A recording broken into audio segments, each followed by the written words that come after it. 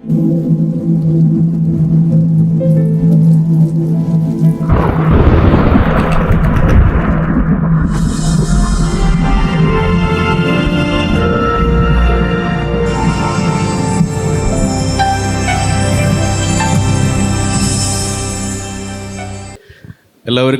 നമസ്കാരം.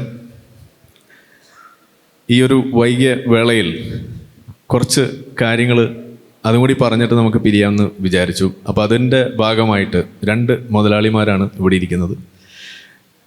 ഏതായാലും അത് വിളിച്ചത് എനിക്ക് ഇഷ്ടപ്പെട്ടു. ഈ എക്സ് മുസ്ലിം എന്നൊക്കെ പറയുമ്പോൾ വലിയ പ്രശ്നമായിരുന്നു. ഇനിയിപ്പോൾ ഏതായാലും ആ ഒരു ബുദ്ധിമുട്ടില്ല. കോയ കോളിങ്ങിൻ്റെ മുതലാളി അങ്ങനെ ആയപ്പോൾ കാര്യങ്ങളൊക്കെ എളുപ്പമായി. ഏതായാലും ലൂസി ചാനലിൻ്റെ മുതലാളി ഇവിടെ ഉണ്ട്. അപ്പോൾ ഈ ഒരു പരിപാടി സംഘടിപ്പിക്കുന്നതിൻ്റെ ഒരു പശ്ചാത്തലം നിങ്ങൾക്ക് അറിയാവുന്നത് കൊണ്ടും പിന്നെ ഇവിടെ നമ്മൾ കണ്ടു ഇതേ കോളേജിൽ നിന്നുള്ള കുറച്ച് വിദ്യാർത്ഥികൾ ഇവിടെ വന്നതായിട്ട് അറിയുന്നു. അവർക്കൊരു ബിഗ് ഹാൻഡ് അവർക്ക് കൊടുക്കണം. അപ്പോൾ നമ്മളുടെ സമൂഹത്തിൽ ഉള്ള ചില ചെകുത്താന്മാരുണ്ട്. ആ ചെകുത്താന്മാരെ എറിയുന്ന നക്ഷത്രങ്ങൾ അതാരാണ്, എവിടുന്നാണ് എന്നൊക്കെ ഉള്ളതാണ് നമുക്കിവിടെ അറിയാനുള്ളത്. ആ പരിപാടിയിലേക്ക് എല്ലാവർക്കും സ്വാഗതം. സംഭാഷണത്തിലേക്ക് നമ്മൾ കിടക്കുകയാണ്. അപ്പോൾ നമുക്ക് അതിലേക്ക് കിടക്കാം. സ്വാഗതം ആരിഫിന്. എല്ലാവർക്കും നമസ്കാരം. ഇന്ന് പ്ലാൻ ചെയ്തിരിക്കുന്ന കാര്യം എന്ന് പറഞ്ഞു കഴിഞ്ഞാൽ, പൊതുവേ സ്വതന്ത്ര ചിന്താ വേദിയിൽ നിങ്ങളൊരു പക്ഷേ ലിറ്റ്മസുമായിട്ട് ബന്ധപ്പെട്ട് ബ്രെയിൻ സർജറി എന്ന് പറഞ്ഞ പരിപാടി കണ്ടിട്ടുണ്ടെങ്കിൽ പൊതുസമൂഹത്തിൽ നിന്ന്, വളരെ സാധാരണക്കാരിൽ നിന്ന് ധാരാളം ചോദ്യങ്ങൾ വന്നിരുന്നു. അപ്പോൾ ഇതുപോലെ തന്നെ ഞാനും ആരിഫും നിഷാദും എല്ലാം കൂടി ഒരു 3-4 സ്ഥലങ്ങളിലായിട്ട് പോയി അഡ്രസ്സ് ചെയ്തിരുന്നു. അപ്പോഴാണ് ഈ പൊതു സമൂഹത്തിൽ നിന്ന് വരുന്ന ചോദ്യങ്ങൾ, അല്ലെങ്കിൽ അതിനെ നമ്മൾ സാധാരണ സ്വതന്ത്ര ചിന്താ വേദികളിൽ നിന്ന് വ്യത്യസ്തമായിട്ട് എങ്ങനെ അഡ്രസ്സ് ചെയ്യണം എന്നുള്ള കാര്യങ്ങളൊക്കെ നമുക്കൊന്ന് മാറി ചിന്തിക്കേണ്ടി വന്നത്. അപ്പോൾ അതിനകത്ത് പറഞ്ഞിരുന്നത് പലതും ഷോർട്ട്സായിട്ടൊക്കെ പോയപ്പോൾ വളരെ എഫക്റ്റീവ് ആയിരുന്നു. അതിൻ്റെ പ്രധാന കാരണം എന്ന് പറഞ്ഞാൽ, നമ്മൾ പ്രതീക്ഷിക്കാതെ തന്നെ ഇവർക്ക് ഒരുപാട് കാര്യമായി കൊണ്ടു എന്നാണ് മനസ്സിലാക്കുന്നത്. കാര്യം ഒരുപാട് മറുപടി വീഡിയോകളും കാര്യങ്ങളൊക്കെ വന്നു. അപ്പോൾ അതുകൊണ്ട് ഇന്ന് ഈ പറയുന്ന കാര്യങ്ങളെല്ലാം കൂടെ ചേർത്തിട്ട് ശാസ്ത്രം, അല്ലെങ്കിൽ പരിണാമം, അതുപോലെ മതം, ഹോമിയോ, ഇതെല്ലാം കൂടെ ചേർത്തിട്ട് ഒരു ഡിസ്കഷൻ ആവാം. നിങ്ങളുടെ ഇന്ന് കുറച്ച് ചോദ്യങ്ങളും എടുക്കാമെന്നാണ് വിചാരിക്കുന്നത്. ഇപ്പോൾ ഒരു ആമുഖമായിട്ട് നമുക്ക് ഇത്രയാണ് പറയാനുള്ളത്. മതി. അതെ. അപ്പോൾ ഇതൊരു ഏകദേശം ഒരു 1.5 മണിക്കൂറാണ് ഉണ്ടാവുക. അപ്പോൾ തുടക്കത്തിലൊരു കാര്യം എനിക്ക് സിയാറിൻ്റെ ഭാഗത്ത് നിന്ന് അറിയാനുള്ളൊരു കാര്യമുണ്ട്. ഇവിടെ ആരാണ് സത്യത്തിൽ ഇവിടെ നക്ഷത്രം ആയിട്ട് മാറുന്നത്? അതിനെക്കുറിച്ച് എന്താ പറയാനുള്ളത്? ഈ നക്ഷത്രങ്ങളുടെ കാര്യം പറയുമ്പോൾ വലിയ പ്രശ്നമാണ്. കാര്യം ഓരോരുത്തരും പല രീതിയിലുള്ള നക്ഷത്രങ്ങളാണ് മനസ്സിൽ കാണുന്നത്. കൊച്ചുകുട്ടികളുടെ അടുത്ത് പറഞ്ഞു കഴിഞ്ഞാൽ അവർക്ക് 5 മുനയുള്ള, നമ്മൾ സാധാരണ വരയ്ക്കുന്ന 5 പോയിന്റ് സ്റ്റാർ എന്ന് പറയുന്ന നക്ഷത്രമായിരിക്കും. ഇസ്ലാമിൽ ആണ് നമ്മൾ ഈ പറയുന്നത് പോലെ ചെകുത്താനെ എറിയാനൊക്കെ ഉപയോഗിക്കുന്നത്, ഒരു കല്ല് പോലെ ഉപയോഗിക്കുന്ന നക്ഷത്രങ്ങളായിരിക്കും. പക്ഷേ എന്നാൽ ശാസ്ത്രം പഠിക്കുകയാണെങ്കിൽ നമുക്ക് മനസ്സിലാകുന്നത് വലിയ വാതകം, സ്റ്റെല്ലാർ സ്പേസ് എന്ന് പറയുന്ന സ്ഥലത്ത് ഒരുപാട് ഗ്യാസ് ഉണ്ടാവുകയും ആ ഗ്യാസുകളെല്ലാം ഗുരുത്വാകർഷണത്താൽ അടുത്ത് വരികയും വന്നതിന് ശേഷം അതെല്ലാം കൂടെ ഒരു ഗോളാകൃതിയിൽ എന്താകുന്നു എന്ന് വെച്ച് കഴിഞ്ഞാൽ, നമ്മുടെ സോപ്പിൻ്റെ ബബിൾ പോലെ തന്നെ ഗോളാകൃതിയിൽ എത്തുമ്പോഴാണ് ഒരു വളരെ എനർജി എഫിഷ്യൻ്റ് ആയിട്ടുള്ള ഒരു കോൺഫിഗറേഷൻ എന്ന് പറയുന്നത്. ആ രീതിയിൽ കറങ്ങിക്കൊണ്ടുണ്ടാവുകയും അത് അവിടെ നിന്ന് ഫ്യൂഷൻ തുടങ്ങുകയും ചെയ്യുന്ന സംഗതിയാണ് നമ്മൾ നക്ഷത്രം എന്ന് പറയുന്നത്. അപ്പോൾ അത് എല്ലാ കാര്യങ്ങൾക്കും അങ്ങനെ അതുപോലെ നക്ഷത്രങ്ങളാവണമെന്നില്ല. ഇപ്പോൾ ഉദാഹരണത്തിന് നമ്മുടെ സൗരയൂഥത്തിൽ തന്നെയുള്ള വ്യാഴം എന്ന് പറയുന്നത് ഒരു ഫെയിൽഡ് സ്റ്റാറാണ്. അതിനാവശ്യത്തിനുള്ള മാസ് കിട്ടിയില്ല. അപ്പോൾ ആവശ്യത്തിനുള്ള മാസ് ഉള്ള ഗ്യാസ് എല്ലാം കൂടെ കൂടിയത് തന്നെയാണ് നമ്മൾ അത് ഫ്യൂസ് ചെയ്ത് തുടങ്ങുമ്പോൾ, അല്ലെങ്കിൽ ഹൈഡ്രജൻ ഫ്യൂസ് ചെയ്ത് ഹീലിയം ഉണ്ടാക്കി തുടങ്ങുമ്പോഴാണ്, അത് ഗ്ലോ ചെയ്ത് പുറത്തേക്ക് ലൈറ്റ് വിട്ട് തുടങ്ങുമ്പോഴാണ് നമ്മൾ നക്ഷത്രം എന്ന് പറയുന്നത്. പക്ഷേ എറിയാൻ പറ്റിയ നക്ഷത്രം എന്ന് പറയുമ്പോൾ അത് ഇച്ചിരി പ്രശ്നമാണ്. അല്ല, അത് പറയുമ്പോൾ ഒരു പ്രശ്നമുണ്ട്. ഇപ്പോൾ നമ്മൾ ഈ കഴിഞ്ഞ കുറച്ച് നാളുകളായിട്ടുള്ള മതവിമർശനം അത് നമ്മൾ നടത്തുമ്പോൾ അതിനോട് വരുന്ന മറുപടികൾ ഇതൊക്കെ എടുത്തൊന്ന് പരിശോധിക്കുമ്പോൾ ഒരു മാറ്റം ശ്രദ്ധയപ്പെട്ടിട്ടുണ്ട്. ആ മാറ്റം എന്ന് പറയുന്നത്, ആദ്യമൊക്കെ ഇത് ശാസ്ത്രീയമാണ് എന്ന് പറയാൻ വേണ്ടിയിട്ടുള്ള ഒരു ശ്രമമായിരുന്നു അവരുടെ ഭാഗത്തുനിന്നുണ്ടായിരുന്നത്. പിന്നെ അതിൻ്റെ ഇടയിൽ കുറച്ച് ഇത് ഫിലോസഫിക്കലിയാണ് ഇത് പറയാൻ പറ്റുള്ളൂ എന്ന് പറഞ്ഞിട്ടുള്ളൊരു ശ്രമമാണ്. ഇപ്പോൾ ഈ ഒറ്റ ഒടുവിൽ നമ്മൾ കണ്ടത് ഇതങ്ങനെയല്ല, ഇതൊക്കെ മിറാക്കിളാണ്, ഇതങ്ങനെ നിങ്ങൾക്ക് പറയാൻ പറ്റുന്ന സാധനങ്ങളല്ല, ഇത് ശാസ്ത്രത്തിന് എക്സ്പ്ലെയിൻ ചെയ്യാൻ പറ്റാത്ത ചില സാധനങ്ങളാണ് എന്ന് വരെ പറഞ്ഞിട്ട് ഇപ്പോൾ ഒരു മാറ്റം ഇവിടെ കാണുന്നുണ്ട്. അപ്പോൾ ഇതൊരു നല്ല മാറ്റമായിട്ട് തോന്നുന്നുണ്ടോ? സാധാരണഗതിയിൽ എനിക്ക് തോന്നിയിട്ടുള്ള കാര്യം, നമ്മൾ ആദ്യം ശാസ്ത്രീയമായിട്ടുള്ള തെളിവുകൾ കാര്യങ്ങളൊക്കെ പറയുമ്പോൾ ഇതൊന്നും ഡിസ്കസ് ചെയ്യേണ്ട, മെറ്റാഫിസിക്കലായിട്ടുള്ള കാര്യങ്ങളൊക്കെ ഡിസ്കസ് ചെയ്യേണ്ടത് ഫിലോസഫിയുടെ ടേംസിലാണ്. അപ്പോൾ നമുക്ക് ഫിലോസഫി വെച്ചിട്ട് സംസാരിക്കാം എന്നുള്ള രീതിയിൽ ഒരുപാട് പേര് ഇടയ്ക്ക് വന്നിരുന്നു. നമുക്ക് എനിക്കറിയാവുന്ന കുറച്ച് സ്വതന്ത്ര ചിന്തകരെല്ലാം ഫിലോസഫി പഠിച്ച് അവരുമായിട്ട് ഡിബേറ്റ് ചെയ്യാൻ പോവുക, അതുപോലെയുള്ള കാര്യങ്ങളൊക്കെ കണ്ടിരുന്നു. പക്ഷേ ഞാൻ തുടക്കം മുതലേ ഉപയോഗിക്കുന്ന ഒരു ഒറ്റ ടൂൾ എന്ന് പറയുന്നത് നമ്മുടെ ശാസ്ത്രത്തിനകത്തുള്ള ബേസിക് ആയിട്ടുള്ള നോളജ് തന്നെയാണ്. എനിക്ക് തോന്നുന്നു ആരിഫും അത് തന്നെയാണ് ഉപയോഗിച്ചുകൊണ്ടിരുന്നത്. എങ്ങനെയാണോ ഹോമിയോയിൽ നിന്ന് വെളിയിൽ വന്ന അതേ മെക്കാനിസം തന്നെയായിരിക്കണം മതത്തിൽ നിന്ന് പുറത്തു വരാൻ ഉപയോഗിച്ചത്. അപ്പോൾ ശാസ്ത്രം പറഞ്ഞു തുടങ്ങിയപ്പോൾ ഇവർക്ക് പല വിശ്വാസികളും അവരോട് ചോദ്യങ്ങൾ ചോദിച്ചു തുടങ്ങി. പല ഓപ്പൺ ആയിട്ടുള്ള സദസ്സുകളിൽ അവർ ചോദ്യങ്ങൾ ചോദിച്ചു തുടങ്ങിയപ്പോൾ വേറെ മാർഗ്ഗമില്ലാതെ ശാസ്ത്രം എന്നുള്ള പേരിൽ അല്ലെങ്കിൽ പൊടിയൊക്കെ ഇട്ട് ഒരു പല മറുപടികളൊക്കെ പറയാൻ ശ്രമിച്ചു. പക്ഷേ ഈ ചോദിക്കുന്ന ആളുകൾക്കൊക്കെ അക്ഷരാഭ്യാസം ഉള്ളതുകൊണ്ട് അവർ പോയി റെഫർ ചെയ്യുമ്പോൾ അവർക്ക് മനസ്സിലാവും ആ പറഞ്ഞതിലൊന്നും പ്രത്യേകിച്ച് കാര്യമില്ലെന്ന്. അതുകൊണ്ടാണ് ഇപ്പോൾ പണ്ടുണ്ടായിരുന്ന ഒരു സാധനമാണ് മിറക്കിളും കാര്യങ്ങളൊക്കെ ഇപ്പോൾ വീണ്ടും അത്ഭുതങ്ങൾ എന്ന് പറഞ്ഞൊരു കാര്യമായിട്ട് ഇറങ്ങിയിട്ടുണ്ട്. പക്ഷെ അതിലൊരു കാര്യമുണ്ട്, ഹലാൽ ആയിട്ടുള്ള അത്ഭുതങ്ങൾ മാത്രമേ നമ്മൾ എടുക്കുകയുള്ളൂ.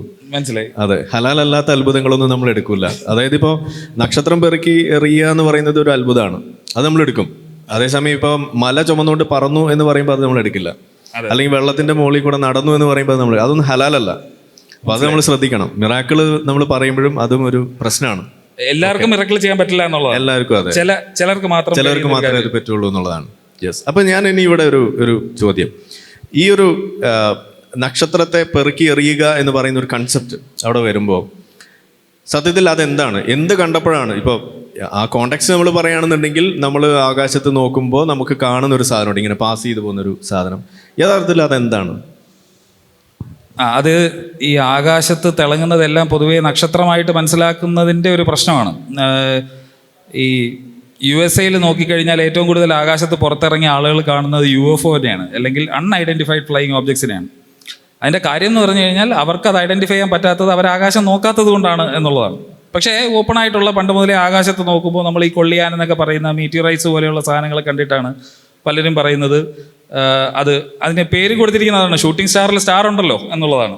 അപ്പോൾ അതായത് ഉൽക്കകൾ പോലെയുള്ള കാര്യങ്ങൾ ഭൂമിയുടെ അന്തരീക്ഷത്തിലേക്ക് കയറുമ്പോൾ സ്വാഭാവികമായിട്ടും ഘർഷണം കാരണം കത്തിപ്പോകുന്നതാണ് നമ്മൾ ആ കാണുന്നത്. അത് നല്ല ആദ്യമേ പറയാനുള്ളത് നക്ഷത്രമല്ല എന്നുള്ളതാണ്. അത് വലിയ, അതായത് ഞാൻ നേരത്തെ പറഞ്ഞല്ലോ എങ്ങനെയാണ് മാസ് കൂടി നക്ഷത്രമാവുന്നത്. അപ്പോൾ ഇതൊന്നും അല്ലാതെ ഒരു പ്ലാനറ്റ് പോലും ആവാൻ പറ്റാതെ തെറ്റിത്തെറിച്ച് കിടക്കുന്ന കുറേ കല്ലുകൾ അല്ലെങ്കിൽ പാറകഷ്ണങ്ങൾ അതുവഴി തെറ്റിത്തെറിച്ച് പോകുന്നത് അല്ലെങ്കിൽ അത് കാണുന്നതാണ് സംഭവം. അപ്പോൾ അതിനെ ഒരു കവിഭാവനയിൽ പണ്ട് വർണ്ണിച്ചതായിരിക്കും. ചിലർ ഷൂട്ടിംഗ് സ്റ്റാർ പറയുമ്പോൾ വിഷ് ചെയ്യാറുണ്ട്, അത് വിഷ് നടക്കുന്നു വിശ്വസിക്കുന്നവരുണ്ട്. അതെ, ഇല്ല, ഇപ്പോൾ ഇത് പറയുമ്പോൾ ആ കോണ്ടെക്സ്റ്റിലുള്ള ഒരു കഥയും കൂടി പറയാം. അതായത് ഇതിങ്ങനെ എന്താണെന്ന് ചോദിക്കുകയാണ്.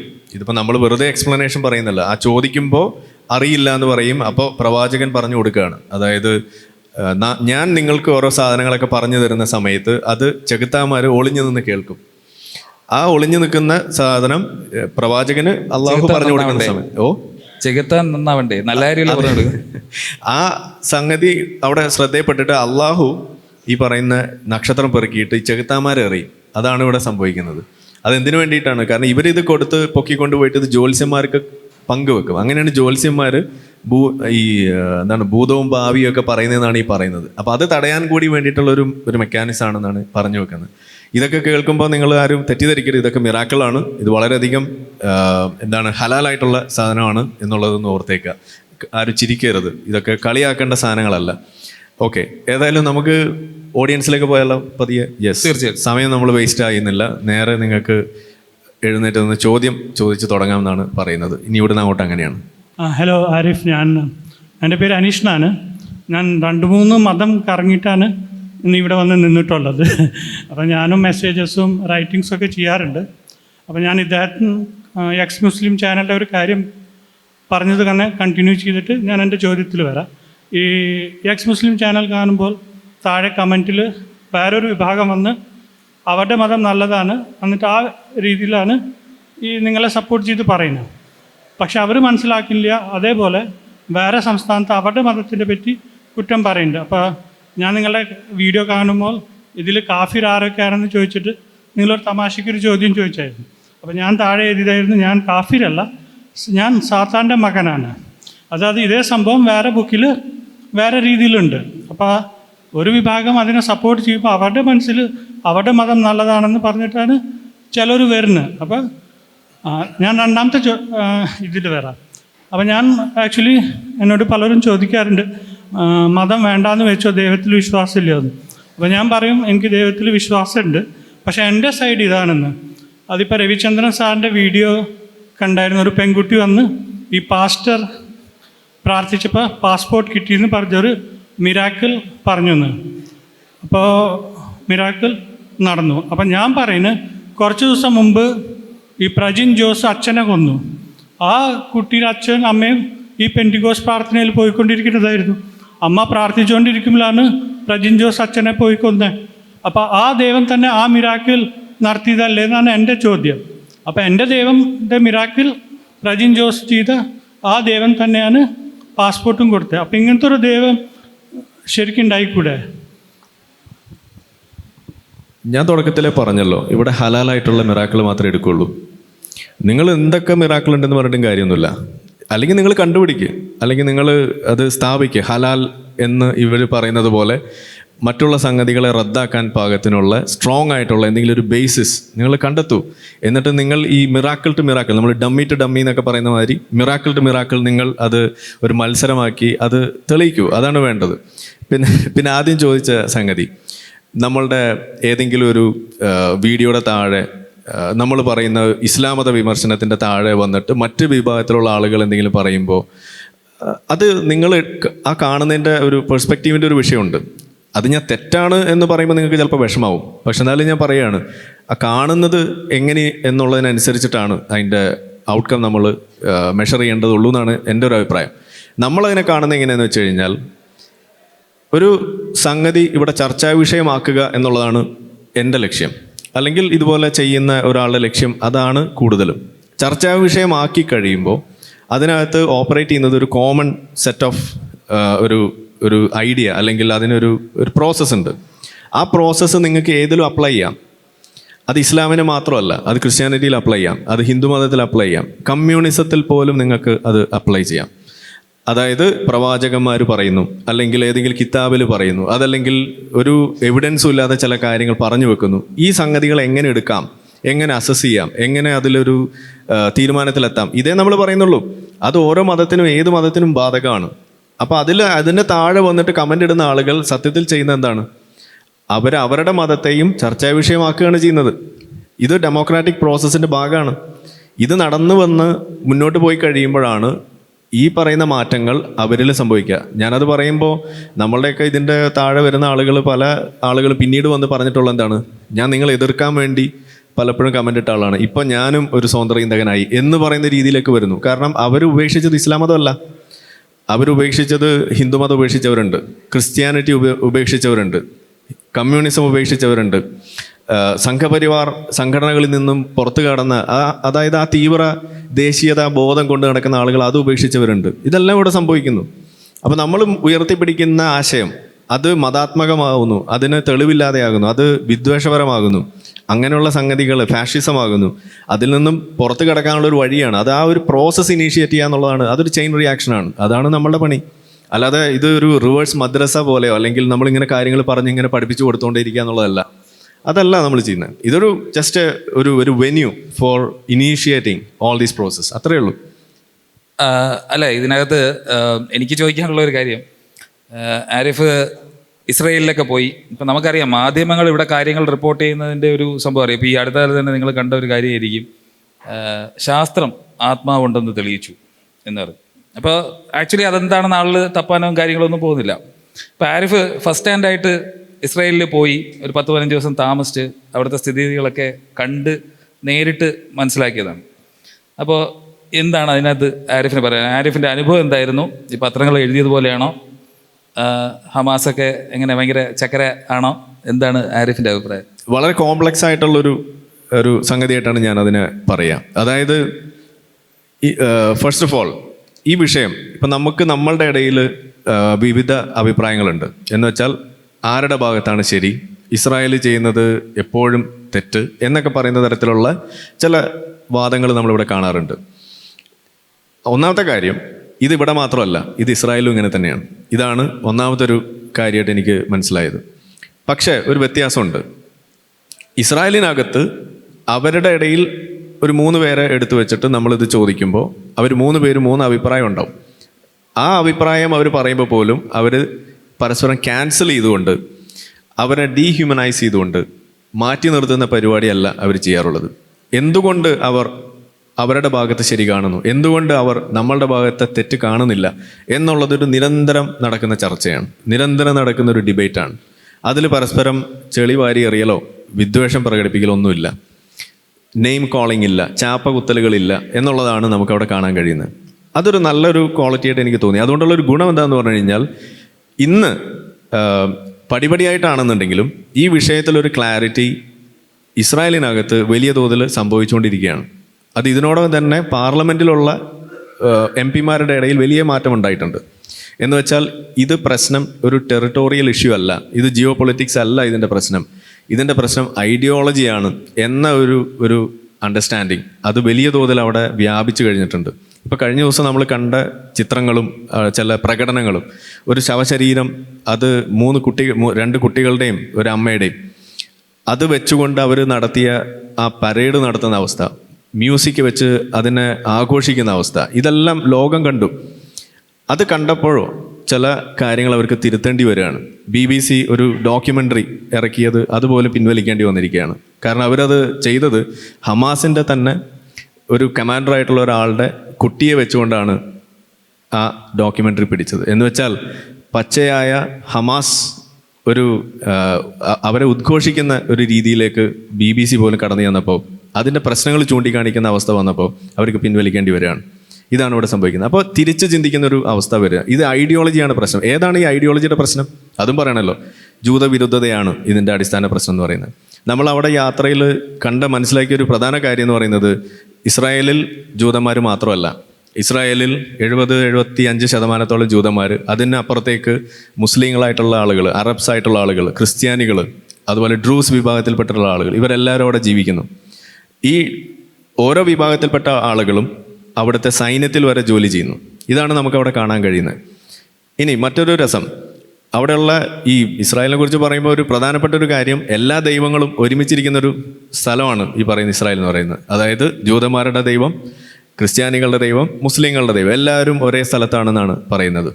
അപ്പം അങ്ങനെ വരുന്ന സമയത്ത് അവിടെ കണ്ട ഒരു പ്രധാന കാഴ്ച, നിങ്ങൾക്ക് ജൂതന്മാരുടെ സിനഗോഗുകളിൽ ഫ്രീ ആയിട്ട് കടന്നു ചെല്ലാം. ആരെങ്കിലും അങ്ങോട്ട് കടന്നു ചെല്ലുന്ന സമയത്ത് നിങ്ങൾ ജൂതനാണോ എന്ന് ചോദിച്ചിട്ട് ആരും കയറ്റുന്നില്ല, ആർക്കും കടന്നു ചെല്ലാം. ക്രിസ്ത്യാനിയുടെ അവിടെ ചർച്ചുണ്ട്, അവിടെ നിങ്ങൾക്ക് കടന്നു ചെല്ലാം. അതേസമയം മസ്ജിദുൽ അക്സയിലേക്ക് കടക്കാൻ വേണ്ടി നിങ്ങൾ നോക്കുമ്പോൾ ആദ്യത്തെ ചോദ്യം നിങ്ങൾ ഫേസ് ചെയ്യുന്നത്, നിങ്ങൾ മുസ്ലിം ആണോ എന്നാണ്. നിങ്ങൾ മുസ്ലിം ആണെങ്കിൽ മാത്രമേ നിങ്ങൾക്ക് അങ്ങോട്ട് കടക്കാൻ പറ്റുള്ളൂ എന്നോടത്ത് ഞാൻ കയറി 2 റക്അത്ത് നിസ്കരിക്കുന്ന പോലെയൊക്കെ അവിടെ അഭിനയിക്കുകയൊക്കെ ചെയ്തു. കാരണം ചില ഉദ്ദേശങ്ങൾ നമുക്കുള്ളതുകൊണ്ട് ഒരു ഫോട്ടോ ഒക്കെ എടുത്തിട്ടുണ്ട്. An X Muslim was here എന്ന് പറഞ്ഞിട്ടൊരു ഫോട്ടോയും ഞാൻ എടുത്തിട്ടുണ്ട്. അത് കുറച്ച് കഴിയുമ്പോൾ നമ്മൾ പബ്ലിഷ് ചെയ്യും. ഇതാണ് അവിടുത്തെ അവസ്ഥ. എന്ന് വെച്ചാൽ ഒരു അധോലോകത്തിലേക്ക് കടന്നു ചെല്ലുന്നൊരു ഫീല് ബാക്കി ഒരു സ്ഥലത്തുമില്ല. എവിടെയും എങ്ങനെയും ഫ്രീ ആയിട്ട് നടക്കാം. അപ്പം ഞങ്ങളെ കൊണ്ടുപോയത് ഒരു മുസ്ലിം ആയിട്ടുള്ള ഒരു ആളാണ്, ഖാലിദ് എന്നായിരുന്നു ആളുടെ പേര്. അങ്ങനെ ഖാലിദ് ഞങ്ങളെയുമായി അങ്ങനെ മുന്നോട്ട് പോയി. ഖാലിദ് വളരെ സംസാരപ്രിയനായിരുന്നു. എനിക്ക് സന്തോഷ് ജോർജ് കുളങ്ങരയുടെ ചില വാചകങ്ങളൊക്കെ ഓർമ്മ വന്നു. പക്ഷേ അങ്ങനെ പോകുന്ന സമയത്ത് ആളോട് ഞാൻ ചോദിച്ചു, എന്താണ് ഇവിടെ ഇത്രമാത്രം പോലീസുകാർ, എന്തിനാണ് ഇത്രയും പട്ടാളക്കാർ എന്ന് ചോദിച്ചു. അപ്പോൾ ആൾ പറഞ്ഞു, ഇസ്രായേലിനെല്ലാം കൺട്രോൾ ചെയ്യണം, അതുകൊണ്ടാണ് എന്ന് പറഞ്ഞു. ശരി. അപ്പം ഞാൻ ചോദിച്ചു, ഇവിടെ തന്നെയല്ലേ മറ്റുള്ള സാധനങ്ങളുള്ളത്, അവിടെ ഇതേപോലെയൊന്നും ഇല്ലല്ലോ, എന്തുകൊണ്ടാണ് അവിടെ ഇവർക്ക് കൺട്രോൾ ചെയ്യേണ്ടത്, നിങ്ങൾക്ക് എന്താണ് ഇവിടെ മാത്രം പ്രത്യേകത? അപ്പോൾ ആൾ മിണ്ടുന്നില്ല. പിന്നെ അത് കഴിഞ്ഞ് ഞാൻ വീണ്ടും ചോദിച്ചു, എന്തുകൊണ്ടാണ് ഇവിടെ മുസ്ലിങ്ങൾക്ക് മാത്രം കയറാനുള്ളൊരു രീതി, മറ്റിടത്തൊന്നും അങ്ങനെയല്ലല്ലോ, അവിടെ എല്ലാവർക്കും കയറാമല്ലോ, ഞങ്ങളുടെ ആരാധനാലയം ഇങ്ങനെയാണ്, നിങ്ങൾക്ക് അറിയാവുന്നതല്ലേ, നിങ്ങളൊരു മുസ്ലിം അല്ലേ എന്ന്. ഞാൻ എക്സ് മുസ്ലിം ആണെന്ന് പറയാൻ പോയില്ല, നിങ്ങൾക്ക് അറിയാമല്ലോ എന്നായി. എല്ലാം കഴിഞ്ഞ് ഞാൻ ആളോട് ചോദിച്ചു, സപ്പോസ് ഇത് ഇസ്രായേൽ കൺട്രോൾ ചെയ്യുന്നതിന് പകരം ഇത് ഹമാസ് ആയിരുന്നു കൺട്രോൾ ചെയ്തിരുന്നത് എന്ന് നിങ്ങൾ സങ്കല്പിക്കുക, നമുക്കിങ്ങനെ ഇവിടെ വന്ന് ഇതൊക്കെ കാണാൻ പറ്റുമായിരുന്നോ എന്ന് ചോദിച്ചു. അപ്പോഴും അയാൾ ആ 7-ാം ആകാശത്തേക്ക് ഇങ്ങനെ നോക്കി ഇങ്ങനെ നിന്നു. ഒന്നും ഉത്തരവൊന്നുമില്ല. അതൊക്കെ കഴിഞ്ഞ് എല്ലാം കഴിഞ്ഞ് തിരിച്ചു വന്നു. തിരിച്ചു വരുന്ന വഴിക്ക് ഖുർആൻ കച്ചവടം ചെയ്യുന്ന ചില കടകളുണ്ട്, അവിടെ കയറിയിട്ട് ഖുറാൻ ഞാൻ ചോദിച്ചു. അപ്പോൾ ഖുറാൻ ഉണ്ട് എന്ന് പറഞ്ഞു. നല്ല രസമുള്ള ഭംഗിയുള്ള ഖുറാൻ. അപ്പോൾ ഞാൻ പറഞ്ഞു വേർഷൻസ് ഓഫ് ഖുറാൻ, പല പല തരത്തിലുള്ള ഖുറാൻ ഉണ്ട്, എനിക്ക് അത് വേണമെന്ന് പറഞ്ഞു. അപ്പോൾ എൻ്റെ കൂടെ ഒരു ആളുണ്ടായിരുന്നു, സുബഹി ഖാൻ എന്നാണ് ആൾ പേര്. ആളെ തന്നെ വിളിക്കുന്നത് സനാതനി മുസ്ലിം എന്നാണ്, നോർത്ത് ഇന്ത്യക്കാരിയാണ്. അപ്പോൾ ഞങ്ങൾ ടീമിലുണ്ടായിരുന്നതാണ്. പുള്ളിക്കാരി ആദ്യം തന്നെ എന്നെ നോക്കി, വേർഷൻസ് ഓഫ് ഖുറാനോ, ഖുറാൻ ഒരെണ്ണല്ലേ ഉള്ളൂ, വിവിധ തരം ഖുറാൻ എന്നൊക്കെ പറയുന്നത് അതെന്താ സാധനം എന്നായി. അപ്പോൾ അവിടെ നിന്നിട്ട് അവർക്ക് ക്ലാസ് എടുത്ത് കൊടുക്കുന്ന കൂട്ടത്തിൽ ആ കടക്കാരൻ പോലും അപ്പോഴാണ് അതിനെക്കുറിച്ച് ആലോചിക്കണത്. അപ്പോൾ ആൾ പറഞ്ഞു എനിക്ക് ഇന്നതൊക്കെ വേണം. അപ്പോൾ അവിടെ വർഷുണ്ട്, ഹഫ്സ് ഉണ്ട്, കാലൂനുണ്ട്, അങ്ങനെ പല വേർഷൻസ്. അവരുടെ കയ്യിലുള്ള 3-4 ഞാൻ വാങ്ങിച്ചു. അതൊക്കെ ആയിട്ട് പുറത്തേക്ക് വന്നു. എല്ലാം കഴിഞ്ഞ് നമ്മൾ ഖാലിദിൻ്റെ കടയിലേക്ക് ചെന്നു. കാരണം നമ്മളെ കൊണ്ടുപോയതിന് ആൾ കാശൊന്നും വാങ്ങിക്കില്ല. അപ്പോൾ സാധാരണ ആളുകൾ ചെയ്യുന്നത് ഇദ്ദേഹത്തിൻ്റെ കടയിൽ കയറിയിട്ട് ചില സോവനീഴ്സ് വാങ്ങിക്കുക, ഇതാണ് നമ്മളുടെ ഒരു രീതി എന്ന് പറഞ്ഞു. ശരി, അയാളുടെ കടയിൽ കയറിയപ്പോൾ ഇത്രമാത്രം അൽ-അക്സയെക്കുറിച്ച്, മുസ്ലിം ആയതിനെക്കുറിച്ച്, ഇസ്ലാമിൻ്റെ മഹത്വത്തെക്കുറിച്ച് സംസാരിച്ചിരുന്ന ഈ ഖാലിദിൻ്റെ കടയിൽ വിൽക്കാൻ വെച്ചിരിക്കുന്നത് ബൈബിള്, ജൂതന്മാരുടെ ഹനൂക്ക, അതേപോലെ മെനോറ, ഇതുപോലുള്ള എല്ലാ സാധനവും കച്ചവടം ചെയ്യുന്ന ഒരു ഷോപ്പാണ് ഈ പറയുന്ന ഇദ്ദേഹം അവിടെ തുറന്നു വെച്ചിരിക്കുന്നത്. ഞാൻ ആളോട് ചോദിച്ചു, സപ്പോസ്, വീണ്ടും ഞാൻ ചോദിച്ചത്, സപ്പോസ് ഇവിടെ ഹമാസ് ആയിരുന്നു എന്ന് വിചാരിക്കുക, നിങ്ങൾക്ക് ഈ സാധനമൊക്കെ കച്ചവടം ചെയ്യാൻ പറ്റുമോ എന്ന് ചോദിച്ചു. നിങ്ങൾക്ക് ആകെ കൂടി ഖുറാനും പിന്നെ കുറച്ച് മറ്റേ കള്ളിത്തുണിയും ഇതൊക്കെ അല്ലേ നിങ്ങൾക്ക് കച്ചവടം ചെയ്യാൻ പറ്റുള്ളൂ, വേറെ ഒന്നും പറ്റില്ലല്ലോ എന്ന് ചോദിച്ചപ്പോൾ അയാൾ വീണ്ടും കടയിൽ നിന്നും പുറത്തേക്ക് ഇറങ്ങിയിട്ട്, കാരണം ആകാശം കാണുന്നുണ്ടെങ്കിൽ പുറത്തേക്ക് ഇറങ്ങണമല്ലോ, ആകാശത്തേക്ക് നോക്കി നിന്നു. ഇതാണ് ഉണ്ടായത്. അപ്പം ഞാൻ പറയുന്നത്, അവിടെ ജീവിക്കുന്ന മുസ്ലിങ്ങളായാലും ശരി, അറബ്സ് ആയാലും ശരി, യാഥാർത്ഥ്യം അതിനെക്കുറിച്ചുള്ള ആ ഒരു ചിന്ത അതില്ല എന്നുള്ളതാണ് ഒരു പ്രധാന പ്രശ്നം. നമ്മളുടെ നാട്ടിലെ മാധ്യമങ്ങളും നമ്മളുടെ നാട്ടിലുള്ള ആളുകളും ഇതിനെങ്ങനെയാണോ തെറ്റിദ്ധരിച്ചിരിക്കുന്നത്, അല്ലെങ്കിൽ ഈ വിഷയത്തെ എങ്ങനെയാണോ കാണാൻ സാധിക്കാതെ ചില പ്രൊപ്പഗൻഡകൾ അത് മാത്രം മനസ്സിലാക്കിക്കൊണ്ട് മുന്നോട്ട് പോകുന്നത്, ഇത് അവിടെ ജീവിക്കുന്ന ആളുകൾക്കുണ്ട്. അത് മുസ്ലിങ്ങൾക്ക് മാത്രമല്ല, അവിടെ ജീവിക്കുന്ന ജൂതന്മാരുടെ അവസ്ഥ ഇതൊക്കെ തന്നെയാണ്. പക്ഷേ കോൺസ്റ്റൻ്റ് ആയിട്ടുള്ള ഡെമോക്രാറ്റിക് ആയിട്ടുള്ള ഡിസ്കോഴ്സസ് അത് വരും തോറും, അതോടൊപ്പം ഇന്നലെ മിനിയാന്നൊക്കെ കണ്ട പോലെയുള്ള ഡിസ്പ്ലേയും കൂടി വരുമ്പോൾ അവർക്ക് കൂടുതൽ തെളിവുകൾ കിട്ടുകയാണ്. അവർ മനസ്സിലാക്കിയ സംഗതി തെറ്റാണെന്ന് മനസ്സിലാക്കാനും ഇസ്രായേൽ പറയുന്നതിൽ ശരിയുണ്ടെന്ന് തിരിച്ചറിയാനുള്ള വഴികൾ കൂടുതൽ തുറന്നു വന്നുകൊണ്ടിരിക്കുന്നു. ഇതാണ് ഇപ്പോൾ നടന്നുകൊണ്ടിരിക്കുന്നതായിട്ട് എനിക്ക് മനസ്സിലാവുന്നത്. ഏതായാലും ഒരു കാര്യം എനിക്ക് ഇതിൽ അവസാനമായിട്ട് പറയാനുള്ളത്, കോ എക്സിസ്റ്റൻസ് എന്ന് പറയുന്ന ഒരു വിഷയം അത് പഠിക്കണമെങ്കിൽ, അല്ലെങ്കിൽ അത് മനസ്സിലാക്കണമെന്നുണ്ടെങ്കിൽ, ഡെമോക്രസി എന്ന് പറയുന്ന സംഗതി എങ്ങനെയാണ് ഫങ്ഷൻ ചെയ്യുന്നതെന്ന് മനസ്സിലാക്കണം. നമ്മൾ ലാർജസ്റ്റ് ഡെമോക്രസി എന്നൊക്കെ നമ്മൾ പറയുമെങ്കിലും വളരെ വൈബ്രൻ്റ് ആയിട്ടുള്ള ഫങ്ഷനിങ് ആയിട്ടുള്ള ഒരു ഡെമോക്രസി അത് നിങ്ങൾക്ക് ഇസ്രായേലിൽ കാണാൻ പറ്റും. ആ കോ എക്സിസ്റ്റൻസിൻ്റെ പ്രിൻസിപ്പിൾസ്, ഈവൻ നമ്മളിവിടെ സംസാരിക്കുന്ന ജാതി വിവേചനം, അതേപോലെയുള്ള ഉച്ചനീചത്വങ്ങൾ, ഇത് വെച്ചുകൊണ്ട് ആളുകളെ തട്ടായിട്ട് തിരിച്ചുകൊണ്ട് അവരോട് കാണിക്കുന്ന റേസിസ്റ്റ് മനോഭാവങ്ങൾ അടക്കമുള്ള കാര്യങ്ങൾ, ഇതൊന്നും ഇല്ലാതെ, കാരണം അവരെ സംബന്ധിച്ചിടത്തോളം അവരെ നയിക്കുന്ന ഒരു ബോധമുണ്ട്, സുരക്ഷ, അതല്ലെങ്കിൽ അവർ പണ്ട് കാലത്ത് ഫേസ് ചെയ്ത ഹോളോകോസ്റ്റിൻ്റെ തുടർന്നിട്ടുള്ള വിഷയങ്ങൾ, ആ ജൂത ഐഡൻറ്റിറ്റിയിൽ നിലനിൽക്കുക. ആ ജൂത ഐഡൻറ്റിറ്റി എന്ന് പറയുമ്പോൾ അതൊരു മത ഐഡൻറ്റിറ്റി അല്ല, ഈ നാട്ടിൽ നിന്ന് പോയ ആൾ എന്നുള്ള രീതിയിൽ ആ ഒരു ലാൻഡിനോട് അറ്റാച്ച് ചെയ്തിട്ടുള്ള ഒരു ഐഡൻറ്റിറ്റിയിലാണ് അവർ അവിടെ വിശ്വസിക്കുന്നത്. കാരണം അവിടെ ഉള്ള ജൂതന്മാരായിട്ട് എന്ന് നമ്മൾ പറയുന്ന ആളുകൾ വലിയൊരു ശതമാനവും അവർ ഏത്തീസ്റ്റുകളായിട്ടും സെക്യുലറായിട്ടും ജീവിക്കുന്ന ആളുകളാണ്. അതായത് സെക്യുലർ ജൂ എന്ന് പറഞ്ഞു കഴിഞ്ഞാൽ, ഓ നിങ്ങൾ സെക്യുലർ ജൂ ആണല്ലേ എന്ന് ഒരു ബഹുമാനപൂർവ്വം കാണുന്ന ഒരു കാഴ്ചയാണ്. അതേസമയം നമ്മുടെ നാട്ടിൽ സെക്യുലർ ജൂ അല്ലെങ്കിൽ സെക്യുലർ ഹിന്ദു അല്ലെങ്കിൽ സെക്യുലർ മുസ്ലിം എന്നൊക്കെ പറഞ്ഞു കഴിഞ്ഞാൽ എങ്ങനെയാണോ ആളുകൾ ചിരിക്കുന്നത്, അതല്ല നമുക്ക് അവിടെ കാണാൻ കഴിയുന്നത്. സെക്യുലർ ആവുക എന്ന് പറഞ്ഞു കഴിഞ്ഞാൽ വളരെ ഉന്നതിയിൽ നിൽക്കുന്ന ഒരു ചിന്താ പദ്ധതിയായിട്ട്, അല്ലെങ്കിൽ ആ രീതിയിൽ ഒരു രീതിയായിട്ട് മനസ്സിലാക്കിയിട്ട് ജീവിക്കുകയും അത് പ്രാവർത്തികമാക്കുകയും ചെയ്യുന്ന ആളുകളാണ് എന്നതാണ് കാണുക. ഇനി IDF-നെ കുറിച്ചൊരു തമാശ നമ്മൾ കേട്ടത്, അതും കൂടി പങ്കുവെക്കാം. IDF-ൽ ചേരുക എന്ന് പറയുന്നത് അൾട്രാ ഓർത്തഡോക്സ് ആയിട്ടുള്ള ജൂതന്മാർക്കും അതുപോലെ തന്നെ അറബ്സ് മുസ്ലിംസ് ആയിട്ടുള്ള ആളുകൾക്ക് നിർബന്ധമില്ല.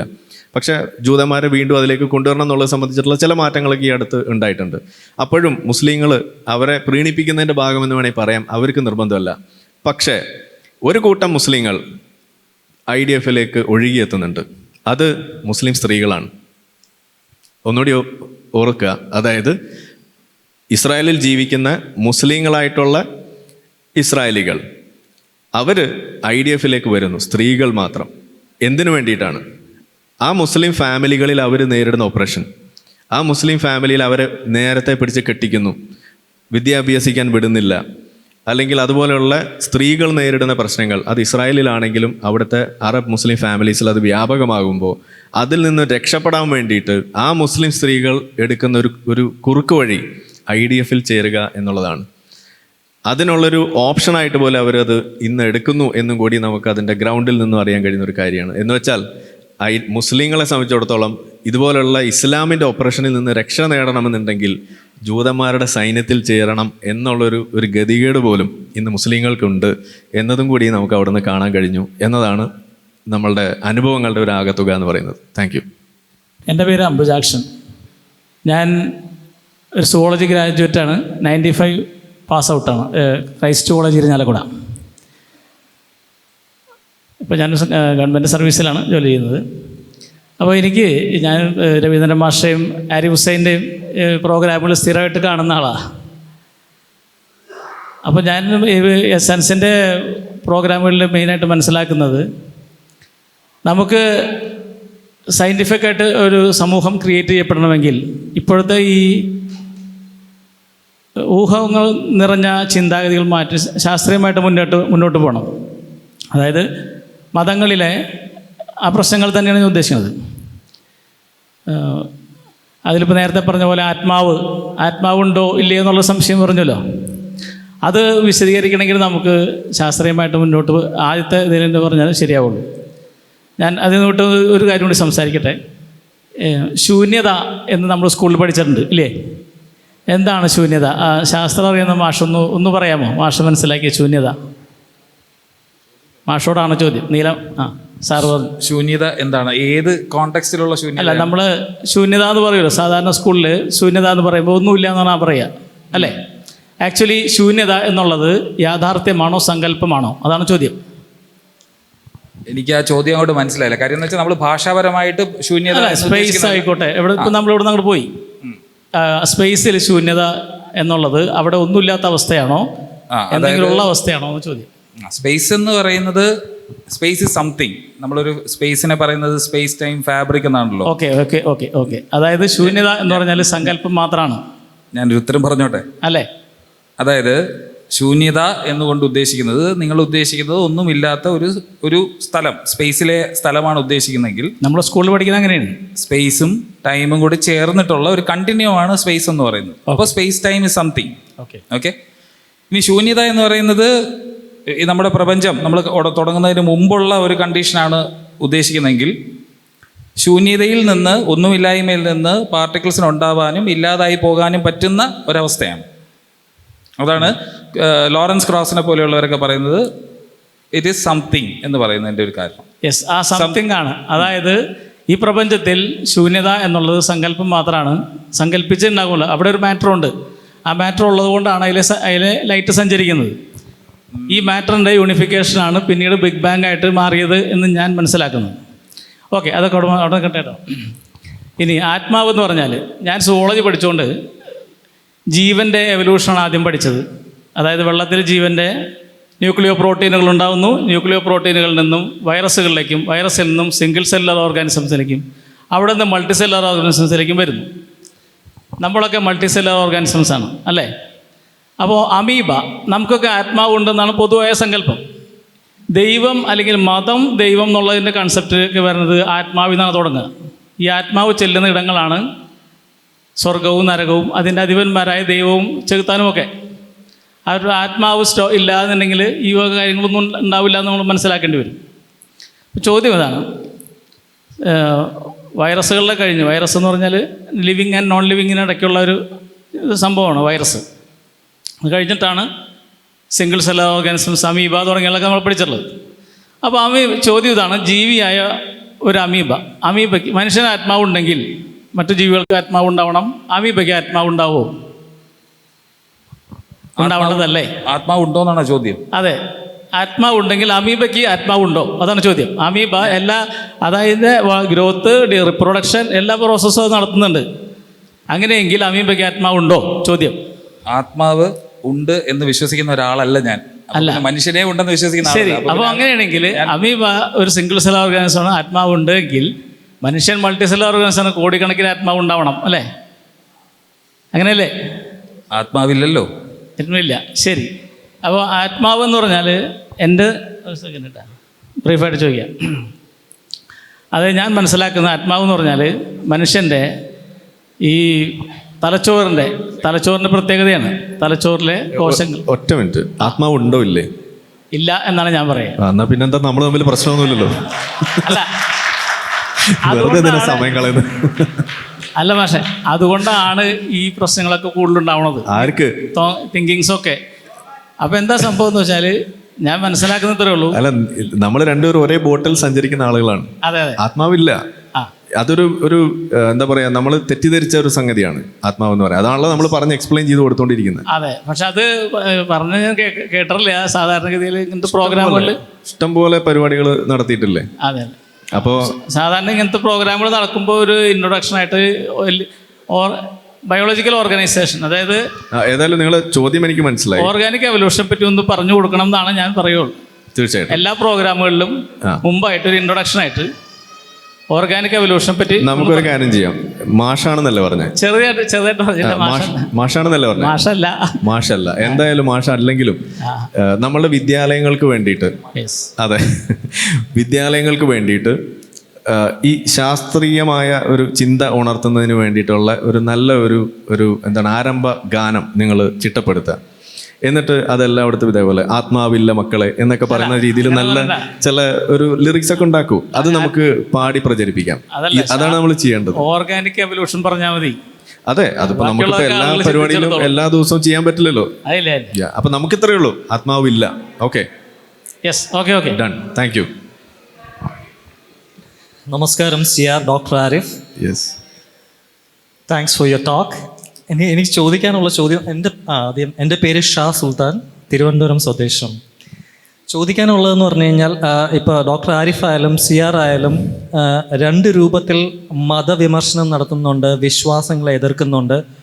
മതത്തിൽ നിന്ന് ആൾക്കാർക്ക് പുറത്തോട്ട് വരാനുള്ള സാഹചര്യങ്ങൾ ഒരുക്കുന്ന രണ്ട് വ്യക്തികളാണ് നിങ്ങൾ. പക്ഷേ അതിൽ ഭാഷയുടെ ഒരു ലിമിറ്റേഷൻ ഉണ്ട്. അതായത് നമ്മൾ മലയാളത്തിലാണ് ഇതെല്ലാം നമ്മൾ പ്രൊപ്പഗേറ്റ് ചെയ്യുന്നത്, ഇംഗ്ലീഷ് ഒരു പരിധി വരെയൊക്കെ പോകുന്നുണ്ട്. എന്നാലും ഭാഷയാണ്, നമ്മുടെ മലയാള ഭാഷയാണ് നമ്മൾ ഇതിൽ മീഡിയ ആയിട്ട് ഉപയോഗിക്കുന്നത്. അപ്പോൾ ഈ ഭാഷയുടെ പരിമിതി ഉള്ളത് കൊണ്ട് ഇതിൽ രാഷ്ട്രീയം വർക്ക് ചെയ്യാനായിട്ട്, അതായത് ഇപ്പോൾ നമ്മൾ കേരളത്തിൻ്റെ അകത്തോ അല്ലെങ്കിൽ കേരളത്തിൽ മലയാളം സംസാരിക്കുന്ന പുറത്തുള്ളവരിലോ എത്തുന്നുണ്ടാവും. ഈ മതം എന്ന് പറയുന്നത് അല്ലെങ്കിൽ വിശ്വാസം എന്ന് പറയുന്നത് ഈ BJP പോലുള്ള, അതായത് ഇപ്പോൾ BJP മുന്നോട്ട് വയ്ക്കുന്ന രാഷ്ട്രീയത്തിനോടായിരിക്കും ഇസ്ലാം മതം കൂടുതൽ ചേർന്ന് നിൽക്കാനായിട്ട്, അവർക്കാണ് ഏറ്റവും നന്നായിട്ട് ചേരാൻ പറ്റുന്ന അവർ രണ്ടുപേരുമാണ്. ഇവർ നാളെ ഒരു കാലത്ത് ഡോക്ടർ ആരിഫിനെയോ സിയാറിനെയോ ഐസൊലേറ്റ് ചെയ്യാനായിട്ട്, ഡോക്ടർ ആരിഫ് സിയാർ എന്ന് പറയുന്നത് നിങ്ങൾ രണ്ട് വ്യക്തി എന്നുള്ള രീതിയിലല്ല, നിങ്ങൾ മുന്നോട്ട് വയ്ക്കുന്ന ധാരയെ മൊത്തം ഐസൊലേറ്റ് ചെയ്യുക, നിങ്ങളെ പുറത്താക്കാൻ വേണ്ടി അവരെ ഒരുമിച്ചൊരു ബ്ലാങ്കറ്റ് പോലെ ആയിട്ട് ഈ കേരളത്തിനെ കവർ ചെയ്താൽ, അതായത് നിങ്ങളെയൊക്കെ ഒതുക്കാനായിട്ട്, നിങ്ങളെപ്പോലെയുള്ളവരെയൊക്കെ ഒതുക്കാനായിട്ട് ശ്രമിക്കുമോ? അതിനുള്ള സാധ്യതയുണ്ടോ? ഈ വരുന്ന 50 വർഷത്തിനകത്തോ 30 വർഷത്തിനകത്തോ അവരൊരുമിക്കുകയും നിങ്ങളെ എതിർക്കാനായിട്ട് സാധ്യതയുണ്ടോ? അങ്ങനെ ഉണ്ടെങ്കിൽ അതിന് എന്തൊക്കെയായിരിക്കാം നമുക്ക് ചെയ്യാൻ പറ്റുന്ന പോംവഴികൾ? ഇസ്ലാം മത വിമർശനമാണ് ഇപ്പോൾ ഇതിനകത്ത് നമ്മൾ തിരഞ്ഞെടുക്കണമെന്നുണ്ടെങ്കിൽ ഒരു കാര്യം ഞാൻ പറയുന്നു. ഏറ്റവും സുഗമമായിട്ട് ഇനിയുള്ള കാലം ഇസ്ലാം മത വിമർശനം സ്റ്റേറ്റ് പ്രൊട്ടക്ഷനോട് കൂടി നടത്താൻ പറ്റുന്ന ഒരു സ്ഥലം എന്ന് പറയുന്നത് UAE ആൻഡ് സൗദി അറേബ്യ ആയിരിക്കും. അവരതിനുള്ള കാര്യങ്ങളാണ് അവിടെ ചെയ്തുകൊണ്ടിരിക്കുന്നത്. അധികം വൈകാതെ അതിനുള്ള ചില വാർത്തകൾ നമ്മുടെ മുന്നിലേക്ക് വരും. ഇതിനോടകം തന്നെ യൂട്യൂബേഴ്സ് അതല്ലെങ്കിൽ പോഡ്കാസ്റ്റേഴ്സ് ഒക്കെ ആയിട്ടുള്ള ആളുകൾക്ക് വേണ്ടിയിട്ട് പ്രത്യേക സ്പെഷ്യൽ എക്കണോമിക് സോൺ പോലെയുള്ള സംഗതികൾ അവരവിടെ ആലോചനയിൽ വരെ വന്നു കഴിഞ്ഞു. ഒന്നത്. രണ്ട്, ഇപ്പം നമ്മുടെ ഈ ഒരു യാത്രയിൽ പോലും നമ്മൾ മനസ്സിലാക്കിയൊരു കാര്യം എന്ന് പറയുന്നത് ഇസ്ലാമിക് ടെറർ എന്ന് പറയുന്ന ഒരു സംഗതി, അതൊരു ഗ്ലോബൽ ഇഷ്യൂ ആയിട്ട് മനസ്സിലാക്കിയിട്ട് ലോകത്തിനെ തന്നെ എഡ്യൂക്കേറ്റ് ചെയ്യാൻ വേണ്ടിയിട്ട് മുന്നോട്ട് വരുന്ന ഒരു ടീം നമ്മൾ എടുത്തു കഴിഞ്ഞാൽ അതിനെ ലീഡ് ചെയ്യുന്നത് ഇന്ന് മിഡിൽ ഈസ്റ്റിൽ നിന്നുള്ള ഒരു ഗ്രൂപ്പ് അതിൻ്റെ പിന്നിലുണ്ട് എന്നാണ് നമുക്ക് അറിയാൻ കഴിയുന്നത്. ആ ഒരു ആക്സിസ് നമ്മളെടുത്ത് നോക്കിക്കഴിയുമ്പോൾ അതിനകത്തൊരു പങ്ക് ഇന്ത്യക്കുണ്ട് എന്നും കൂടിയാണ് നമുക്കിവിടെ മനസ്സിലാക്കാൻ കഴിയുന്നത്. അപ്പോൾ ബ്ലാസ്ഫമി റിലേറ്റഡ് ആയിട്ടുള്ള കാര്യങ്ങളാണ് നമ്മളിപ്പോൾ ചെയ്യുന്നതെന്നുണ്ടെങ്കിൽ പ്രത്യക്ഷത്തിൽ നമുക്ക് വിപരീതമായിട്ടുള്ള പല കാര്യങ്ങൾ ഇപ്പോൾ നമുക്ക് ഫേസ് ചെയ്യാനുണ്ട്. പക്ഷേ ലോങ് റണ്ണിൽ ഒരു ഗ്ലോബൽ ഔട്ട്സെറ്റ് മാറുന്നുണ്ട്. ഇപ്പോൾ നിരന്തരമായിട്ട് കണ്ടുകൊണ്ടിരിക്കുന്ന ഇസ്ലാമിക് ടെററിസം അതിൻ്റെ ചില കണക്കുകളൊക്കെ പുറത്തേക്ക് വരുന്നുണ്ട്. എന്ന് വെച്ചാൽ ഒരു മാസം ചുരുങ്ങിയതൊരു 10,500 പേരെങ്കിലും കൊല്ലപ്പെടുന്ന തരത്തിലേക്കാണ് ഇസ്ലാമിക് ടെറർ ഇന്ന് ഇവിടെ ഓപ്പറേറ്റ് ചെയ്തത്. Longest running killing spree, terror spree, അതാണ് ഇപ്പോൾ ഇവിടെ നമുക്ക് കാണാൻ സാധിക്കുന്നത്. അപ്പോൾ അങ്ങനെയൊക്കെ ഉള്ളതുകൊണ്ട് ലോകത്ത് വലിയ ഒരു അവബോധം സൃഷ്ടിക്കപ്പെട്ടുകൊണ്ടിരിക്കുകയാണ്. അപ്പോൾ അതിനെതിരെയുള്ള ഫൈറ്റ് ഇനി കൂടുതൽ സ്ട്രോങ് ആവും. അപ്പോൾ ആ സമയത്ത് ഇതിനെതിരെ സംസാരിക്കുന്ന ആളുകൾ ഐസൊലേറ്റ് ചെയ്യുക എന്ന് പറയുന്നത് സംഭവിക്കാൻ സാധ്യതയില്ലാത്ത കാര്യമാണ്. പക്ഷേ നിലവിൽ അങ്ങനെയല്ല. ഇപ്പോൾ ഇന്ത്യയിൽ എക്സ് മുസ്ലിം സാഹിൽ എന്ന് പറയുന്ന ഒരു യൂട്യൂബർ ഉണ്ട്. അദ്ദേഹത്തിൻ്റെ ചാനലിൽ നാഷണൽ ലെവലിൽ അത് ജിയോഗ്രഫിക്കൽ ഷാഡോ ബാനിങ് നേരിടുന്ന ഒരു ചാനലാണ്. എന്ന് വെച്ചാൽ ഇന്ത്യയിൽ ഇരുന്നുകൊണ്ട് നിങ്ങൾക്ക് ആ ചാനലിൽ ആക്സസ് ചെയ്യാൻ കഴിയില്ല. എൻ്റെ യൂട്യൂബ് ചാനലിലുള്ള 2-3 വീഡിയോസ് ജിയോഗ്രഫിക്കൽ ഷാഡോ ബാനിങ് നേരിട്ടിട്ടുണ്ട്. ഇതൊക്കെ റിപ്പോർട്ട് പോകുന്നത് ഇവിടുന്ന് തന്നെയാണ്. സാധാരണ ആളുകൾ പറയാറുണ്ട് നമ്മൾ സംഘി ഫണ്ടാണ്, BJP-ക്കാർ ഇത് നമുക്ക് ബാൻ തരുന്നത് BJP-ക്കാരാണ്. ആ ഗവൺമെൻറ് അവർ കൊടുക്കുന്ന റിപ്പോർട്ടിൻ്റെ അടിസ്ഥാനത്തിലാണ്. സാഹിൽ ഓപ്പറേറ്റ് ചെയ്യുന്നത് മഹാരാഷ്ട്രയിൽ ഇരുന്നിട്ടാണ്. അതുകൂടാതെ UP-യിലുള്ള ആളുകൾ അവിടെ ഇരുന്നിട്ട് ഇത് ചെയ്യാൻ പറ്റാതെ, യോഗി ഭരണത്തിൻ്റെ കീഴിൽ ചെയ്യാൻ പറ്റാതെ കേരളത്തിൽ വന്ന് ഒളിച്ചും പാത്തും ഇവിടെ ചെയ്യുന്ന യൂട്യൂബേഴ്സ് ഉണ്ട്, പേര് പറയാൻ കഴിയില്ല. അങ്ങനെയുള്ള ആളുകൾ വരെ എക്സ് മുസ്ലിംസ് ആയിട്ടുള്ള ആളുകൾ ഇവിടെ ഉണ്ട്. അപ്പോൾ നിലവിൽ കേരളത്തിൽ നല്ല ഒരു സാധ്യത ഉണ്ട് ഒരു തരത്തിൽ പറഞ്ഞു കഴിഞ്ഞാൽ. പക്ഷെ അപ്പോഴും നമ്മളുടെ മേജർ ത്രെട്ട് ഈ സൂചിപ്പിച്ചൊരു വിഷയമുണ്ട്. പക്ഷെ ലോങ് ടേമിൽ ഒരു ഗ്ലോബൽ ഇഷ്യൂ ആയിട്ട് ഇത് ഉയർന്നു വരുമ്പോൾ ഇത് ഫലവത്താകില്ല എന്നുള്ളതാണ് ഒന്നാമത്തെ കാര്യം. രണ്ടാമത്തെ കാര്യം, ഇപ്പോൾ എക്സ് മുസ്ലിംസ് ഓർഗനൈസേഷൻസ് ഉണ്ട്. അതിലേറ്റവും പ്രധാനമാണ് ex Muslims of north America. അവരുമായിട്ട് കഴിഞ്ഞ ദിവസം നമ്മൾ മീറ്റിംഗ് ഉണ്ടായിരുന്നു. അവർ സംസാരിച്ചപ്പോൾ അവർ പറഞ്ഞൊരു പ്രധാനപ്പെട്ട കാര്യം എന്ന് പറയുന്നത് സോഷ്യൽ മീഡിയ പ്ലാറ്റ്ഫോംസ്, അതായത് യൂട്യൂബ്, ഫേസ്ബുക്ക്, അതായത് മെറ്റ ആസ് എ ടോട്ടൽ, അതുപോലെ ടിക്ടോക്ക്, പിന്നെ അങ്ങനെയുള്ള വിവിധ സോഷ്യൽ മീഡിയ ആ ഒരു ഗ്രൂപ്പുമായിട്ട് നേരിട്ട് ഒരു കമ്മ്യൂണിക്കേഷൻ ചാനൽ സ്റ്റാർട്ട് ചെയ്തിരിക്കുകയാണ്. ഇതുപോലുള്ള X Muslim organisations just for ഈ പറയുന്ന റെസ്ട്രിക്ഷൻസ് ലിഫ്റ്റ് ചെയ്യാൻ, അതുപോലെ കോണ്ടന്റ് ബാനിങ് വരുന്ന സമയത്ത് അത് ഒന്ന് റീഅസസ് ചെയ്ത് അത് ബാനിലേക്ക് പോകാതിരിക്കാൻ, അതുകൂടാതെ എന്താണ് നമ്മൾ ചെയ്യുന്നതെന്നുള്ളത് അവർ എഡ്യൂക്കേറ്റ് ചെയ്യാൻ വേണ്ടിയിട്ടുള്ള ചില നീക്കങ്ങൾ നടക്കുന്നുണ്ട്. സോ ഇത് ഒരു ഡിക്റ്റേറ്റർഷിപ്പ് അല്ലല്ലോ ഇതൊന്നും തീരുമാനിക്കുന്നത്. ഇവിടെ ഒരു പ്രോസസ്സ് ഉണ്ട്. ആ പ്രോസസ്സ് നമുക്ക് ആക്സസബിൾ ആണ്. അതിലൂടെ നമുക്ക് ചില വഴികൾ കണ്ടെത്താൻ സാധിക്കും ഒരു പോസിറ്റീവായിട്ടുള്ളൊരു അല്ലെങ്കിൽ ഒരു ഓപ്റ്റിമിസ്റ്റിക് ആയിട്ടുള്ളൊരു സ്റ്റാൻസിൽ നിന്നിട്ടാണ് ഇത് നമ്മൾ പറയുന്നത്. ഇനി സയൻസ് റിലേറ്റഡ് ആയിട്ടാണെന്നുണ്ടെങ്കിൽ CR പറയുമായിരിക്കും. എന്നാലും ഞാൻ ജസ്റ്റ് ഒരു കാര്യം പറയുകയാണ്, സയൻസിനെ കുഴിച്ചു മൂടിക്കൊണ്ട് നമുക്ക് മുന്നോട്ട് പോകാൻ കഴിയില്ല, ഒന്നാമത്തെ കാര്യം. എന്നാൽ ഇപ്പോൾ ഇന്ത്യൻ ഗവൺമെൻറ്റിൻ്റെ പല നീക്കങ്ങൾ നമ്മളെടുത്ത് നോക്കുകയാണെന്നുണ്ടെങ്കിൽ, കേരള ഗവൺമെൻറ് ആയാലും എല്ലാം നമ്മൾ കാണുന്നുണ്ട്. ഒരു വശത്ത് സയൻസ് പ്രൊമോഷൻ, നമ്മൾ ISROയെ കുറിച്ച് പറയുന്നു, AI-നെ കുറിച്ച് പറയുന്നു, എന്നിട്ട് ഇപ്പുറത്ത് വന്നിട്ട് നമ്മൾ ആയുഷിനെ കുറിച്ച് പറയുന്നു, ഹോമിയോ അതിനെക്കുറിച്ച് പറയുന്നു, ആയുർവേദത്തെക്കുറിച്ച് പറയുന്നു. സോ ഇതൊരു രണ്ടും ഒരേപോലെ നടക്കുന്നതായിട്ടാണ് നമുക്ക് കാണാൻ കഴിയുക. പക്ഷേ ഇതൊരു റിയാലിറ്റിയാണ്. ഈ പറയുന്ന ആയുഷ് വിഭാഗം, അതല്ലെങ്കിൽ ഇതുപോലുള്ള അമ്പലങ്ങൾക്ക് വേണ്ടിയിട്ട് ചെയ്യുന്ന കാര്യങ്ങൾ, ഇതിനെ രണ്ടിനെയും ഫേസ് ഔട്ട് ചെയ്ത് ഇതിൻ്റെ ആ പ്രാമുഖ്യം, നമ്മൾ കൊടുക്കുന്ന ആ പ്രയോറിറ്റിയിലുള്ള ഡിഫറൻസ് നമുക്ക് കാലക്രമേണ അത് കൂടുതൽ സയൻസിന് കൊടുക്കുന്നതായിട്ടും ഇതുപോലെ ടെക്നോളജിക്കൽ അഡ്വാൻസ്മെൻറ്റ്സിന് കൂടുതൽ നീക്കി വെക്കുന്നതായിട്ട് നമുക്ക് പെർസീവ് ചെയ്യാൻ കഴിയുന്നൊരു സാധ്യതയാണ് നമ്മൾ എക്സ്പെക്റ്റ് ചെയ്യുന്നത്. അതല്ലാതെ പിടിച്ചു നിൽക്കാൻ കഴിയില്ല എന്നുള്ളതാണ്, ഒരു വേൾഡ് ഔട്ട്ലുക്ക് എടുത്തു കഴിഞ്ഞാൽ പോലും കഴിയില്ല എന്നുള്ളതാണ് നമുക്ക് അതിനകത്ത് തോന്നുന്നത്. പക്ഷേ ഇതിലൊക്കെ നമുക്ക് പങ്കുണ്ട്. ഇത് ഏതെങ്കിലും ഗവൺമെൻറ് ആരെങ്കിലും ഇരുന്ന് ചെയ്യട്ടെ എന്ന് പറയുന്നതല്ല. നമുക്ക് ഇതിനകത്ത് റോൾ ഉണ്ട് എന്നുള്ളിടത്ത് മനസ്സിലാക്കുമ്പോഴാണ് ഇത് നമുക്ക് ഫുൾഫിൽ ചെയ്യാൻ കഴിയുള്ളൂ. അല്ലാതെ നമ്മളൊന്നും ചെയ്യാതിരുന്നാൽ അത് അവിടെ സംഭവിക്കില്ല. കാരണം എന്താണ്, നമ്മളാണ് ഭാവിയിലെ ഗവൺമെൻറ്. അതാണ് നമ്മളതിൽ തിരിച്ചറിയേണ്ടത്. ഇവിടെ ഇരിക്കുന്ന ആളുകൾ നാളെ മന്ത്രിയോ പ്രധാനമന്ത്രിയോ ഒക്കെ ആകും എന്ന ഒരു ധാരണയിൽ വേണം നമ്മളിതിനകത്ത് ഓപ്പറേറ്റ് ചെയ്ത്. ഇപ്പം നമ്മളൊക്കെ അങ്ങനെയാണ് പോകുന്നത്. ഇപ്പം ഞാനൊക്കെ ഭാവിയിൽ പ്രധാനമന്ത്രിയാവാൻ സാധ്യതയുള്ളൊരു വ്യക്തിയെന്ന് സ്വയം സങ്കല്പിച്ചിട്ടാണ് ഓരോന്ന് ചെയ്തുകൂടെ. മീൻസ് അങ്ങനെ നമുക്ക് കാര്യങ്ങൾ വിഷ്വലൈസ് ചെയ്യാൻ പറ്റുള്ളൂ. അല്ലാതെ നമ്മൾ എന്തെങ്കിലും ചെയ്തുകൊണ്ടിരിക്കുക എന്നുള്ളതല്ല എന്നുള്ളതാണ് പറഞ്ഞു വെക്കുന്നത്. യെസ്, ഓവറായെങ്കിൽ ക്ഷമിക്കുക. ഷാ ചോദിച്ചതിൽ ഞാൻ മനസ്സിലാക്കിയ ഒരു കാര്യം ഞാൻ പറയാം. അതായത് ഇപ്പോൾ എന്നെയും ആരിഫിനെയും തെറ്റിക്കാൻ മറ്റൊരാൾക്ക് പറ്റുമോ എന്ന് ചോദിച്ചു കഴിഞ്ഞാൽ, ഇപ്പം ഇതിനകത്ത് ഭാഷാപരമായി ആരിഫ് ഹാൻഡിൽ ചെയ്യുന്ന ഭാഷകൾ എനിക്ക് ഹാൻഡിൽ ചെയ്യാൻ പറ്റും, അറബി ഒഴിച്ച്. ശാസ്ത്രീയപരമായിട്ടുള്ള ഔട്ട്ലുക്ക് എൻ്റെയും ആരിഫിൻ്റെയും സിമിലറാണ്. നമ്മൾ ഒരു സ്വതന്ത്ര ചിന്തകൻ എന്നുള്ള രീതിയിൽ മുന്നോട്ട് വയ്ക്കുന്ന കാഴ്ചപ്പാടുകൾ, അല്ലെങ്കിൽ നമ്മുടെ അടിസ്ഥാന ചിന്ത എന്ന് പറയുന്നത് സയൻറ്റിഫിക് ടെമ്പറും ഹ്യൂമനിസവും റിഫോമും ഒക്കെ തന്നെയാണ്. അപ്പോൾ അതിനകത്തും തർക്കമില്ല. ഇനി അഥവാ തമ്മിൽ തെറ്റിക്കാൻ പറ്റുന്നത് എന്ന് പുറത്തുള്ളവർ വിചാരിക്കാൻ സാധ്യത എന്ന് പറഞ്ഞു കഴിഞ്ഞാൽ നമ്മൾ ഉപേക്ഷിച്ച മതങ്ങളായിരിക്കും. ആ മതങ്ങളെ എടുത്തുകൊണ്ട് വന്നിട്ട് അത് ഇൻവോക്ക് ചെയ്തിട്ട് വല്ലതും ചെയ്യുക എന്നുള്ള കാര്യങ്ങളായിരിക്കും ചെയ്യാൻ പറ്റുന്നത്. അപ്പോൾ ഈ ഈ പാമ്പ് വളരുന്നതിനനുസരിച്ചിട്ട് സ്കിൻ ഷെഡ് ചെയ്ത് കളഞ്ഞിട്ട് പോകും എന്ന് പറയുന്നത് പോലെ നമ്മളത് എന്നോ ഉപേക്ഷിച്ച കാര്യമാണ്.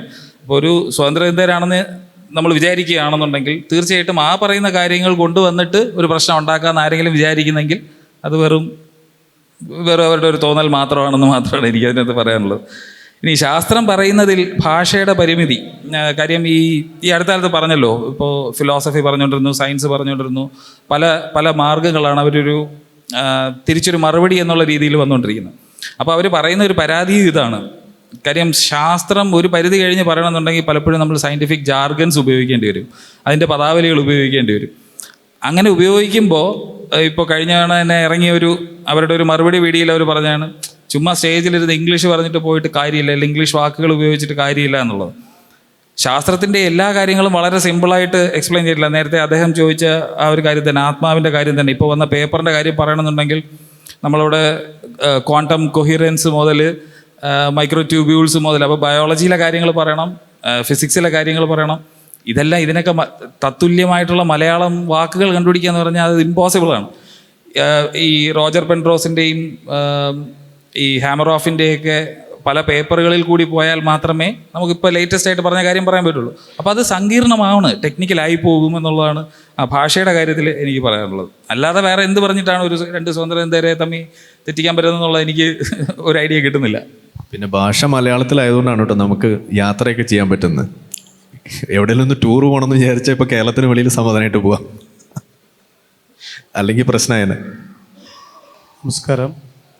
എനിക്ക് ചന്ദ്രശേഖരൻ സാറിനോട് ഒരു ചോദ്യവും ആരിഫ് സാറിനോട് ഒരു ചോദ്യമാണുള്ളത്. ആദ്യം ചന്ദ്രശേഖരൻ സാറിനോടുള്ള ചോദ്യം, ഇപ്പോൾ സോഷ്യൽ മീഡിയയിൽ പൊതുവെ വളരെ തരംഗമായിക്കൊണ്ടിരിക്കുന്ന ഒരു കാര്യമാണ്, ഒരു നാച്ചുറൽ എവല്യൂഷനിൽ ഉണ്ടായ ആൾക്കാരല്ല നമ്മൾ ഹ്യൂമൻ ബീയിങ്സ് എന്ന് പറയുന്നത്. ഒരു എക്സ്ട്രാ ടെറസ്ട്രിയലായ ആളുകൾ വന്ന് ഇവിടെ ജനറ്റിക്കലി മോഡിഫൈ ചെയ്തിട്ടാണ് നമ്മളുണ്ടായത്. അപ്പോൾ അതിന് അവർ പറയുന്ന പ്രധാന കാരണങ്ങൾ എന്താണെന്ന് വെച്ച് കഴിഞ്ഞാൽ, കുറേ മിസ്സിങ് ലിങ്ക്സ് മനുഷ്യൻ്റെ എവല്യൂഷനുമായി ബന്ധപ്പെട്ടുണ്ട്. അതായത് നമ്മൾ ഓരോ രാമപിത്തേക്കസ് തൊട്ട് നോക്കുമ്പോൾ ഓരോ മനുഷ്യജീവി വർഗങ്ങളിലും ഉണ്ടായ എവല്യൂഷനിൽ മിസ്സിങ് ലിങ്ക്സ് ഉണ്ട്. അപ്പോൾ അതുകൊണ്ട് തന്നെ ആൻഷ്യൻ്റായ ഏതോ ഏലിയൻസൊക്കെ വന്ന് നമ്മൾ മോഡിഫിക്കേഷൻ നടത്തിയാണ് നമ്മൾ മനുഷ്യരുണ്ടായത് എന്നുള്ള ഒരു വാദമൊക്കെയാണ് വളരെ സയൻറ്റിഫിക്കലി പിന്നെ കുറേ കാര്യങ്ങളൊക്കെ നിരത്തിയിട്ടൊക്കെ ഉള്ളതാണ് നമ്മൾ ഈ സോഷ്യൽ മീഡിയയിൽ കാണുന്നത്. സാറും ശ്രദ്ധിച്ചിട്ടുണ്ടാവുമെന്ന് വിചാരിക്കുന്നു. അപ്പോൾ അതേക്കുറിച്ച് ഒന്ന് താങ്കളുടെ അഭിപ്രായം പറയാം എന്നാണ്.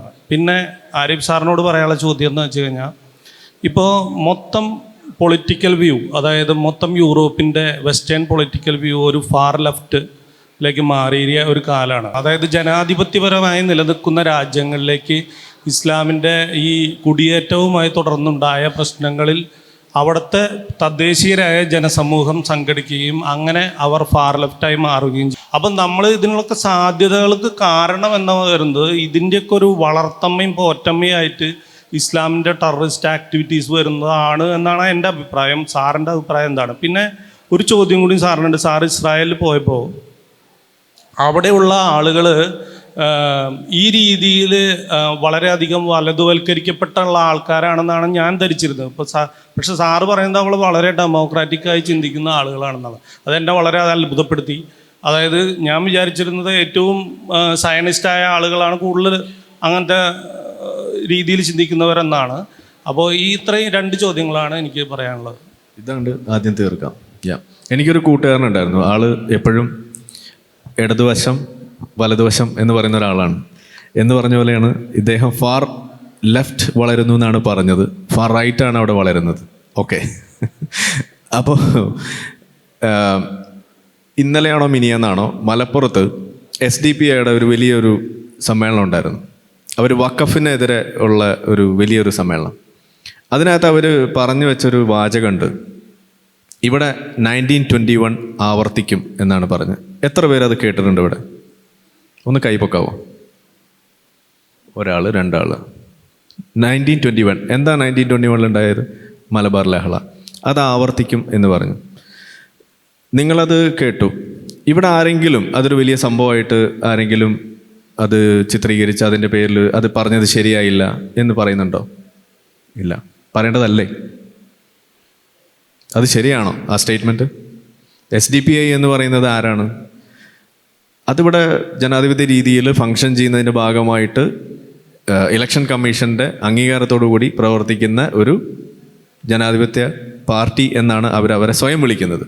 അവർ മുന്നോട്ട് വെച്ച വാദമാണ് വഖഫിനെ കുറിച്ച് നിങ്ങൾ നടത്തുന്ന കാര്യങ്ങളെ പ്രതിരോധിക്കാൻ ഞങ്ങളിവിടെ ഉണ്ട്, കൂടുതൽ കളിച്ചാൽ ഇവിടെ 90-21 ആവർത്തിക്കും എന്ന് പറഞ്ഞു.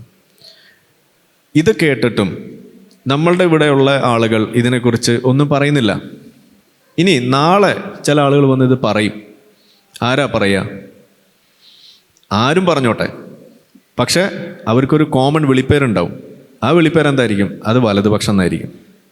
ഇതാണ് ഞാൻ പറയുന്നത്. അപ്പോൾ ഇതുപോലുള്ള വിഷയങ്ങളെ അഡ്രസ്സ് ചെയ്ത് നമ്മളുടെ മുന്നിലുള്ള വിഷയങ്ങളെ അഡ്രസ്സ് ചെയ്യേണ്ടതിനെ അഡ്രസ്സ് ചെയ്യാൻ വേണ്ടി മുന്നോട്ട് വരുന്ന ആളുകളെ രണ്ട് രീതിയിലാണ് നിങ്ങൾക്ക് കാണാൻ കഴിയുക. ഒന്ന്, ആ പറയുന്ന വിഷയം അത് അഡ്രസ്സ് ചെയ്യപ്പെടേണ്ടതാണ് എന്ന് മനസ്സിലാക്കിയിട്ട് അതിനെ പിന്തുണച്ചുകൊണ്ട് ആ രീതിയിൽ മുന്നോട്ട് വന്ന് ആ പ്രശ്നം ഉണ്ടാക്കുന്ന ആളുകളെ ഐസൊലേറ്റ് ചെയ്യുക, അതിനെ തിരുത്തുക എന്നുള്ളതാണ് ഒരു വഴി. രണ്ടാമത്തെ എന്താണ്? ഈ ഉയർത്തുന്ന ആളുകളെ, വിഷയം ഉയർത്തുന്ന ആളുകളെ അതിനെ ഡിസ്ക്രെഡിറ്റ് ചെയ്യുക, അതിനുവേണ്ടി അവരെ ചാപ്പയടിക്കുക. ഇതാണ് ഇവിടെ നടന്നുകൊണ്ടിരിക്കുന്നത്.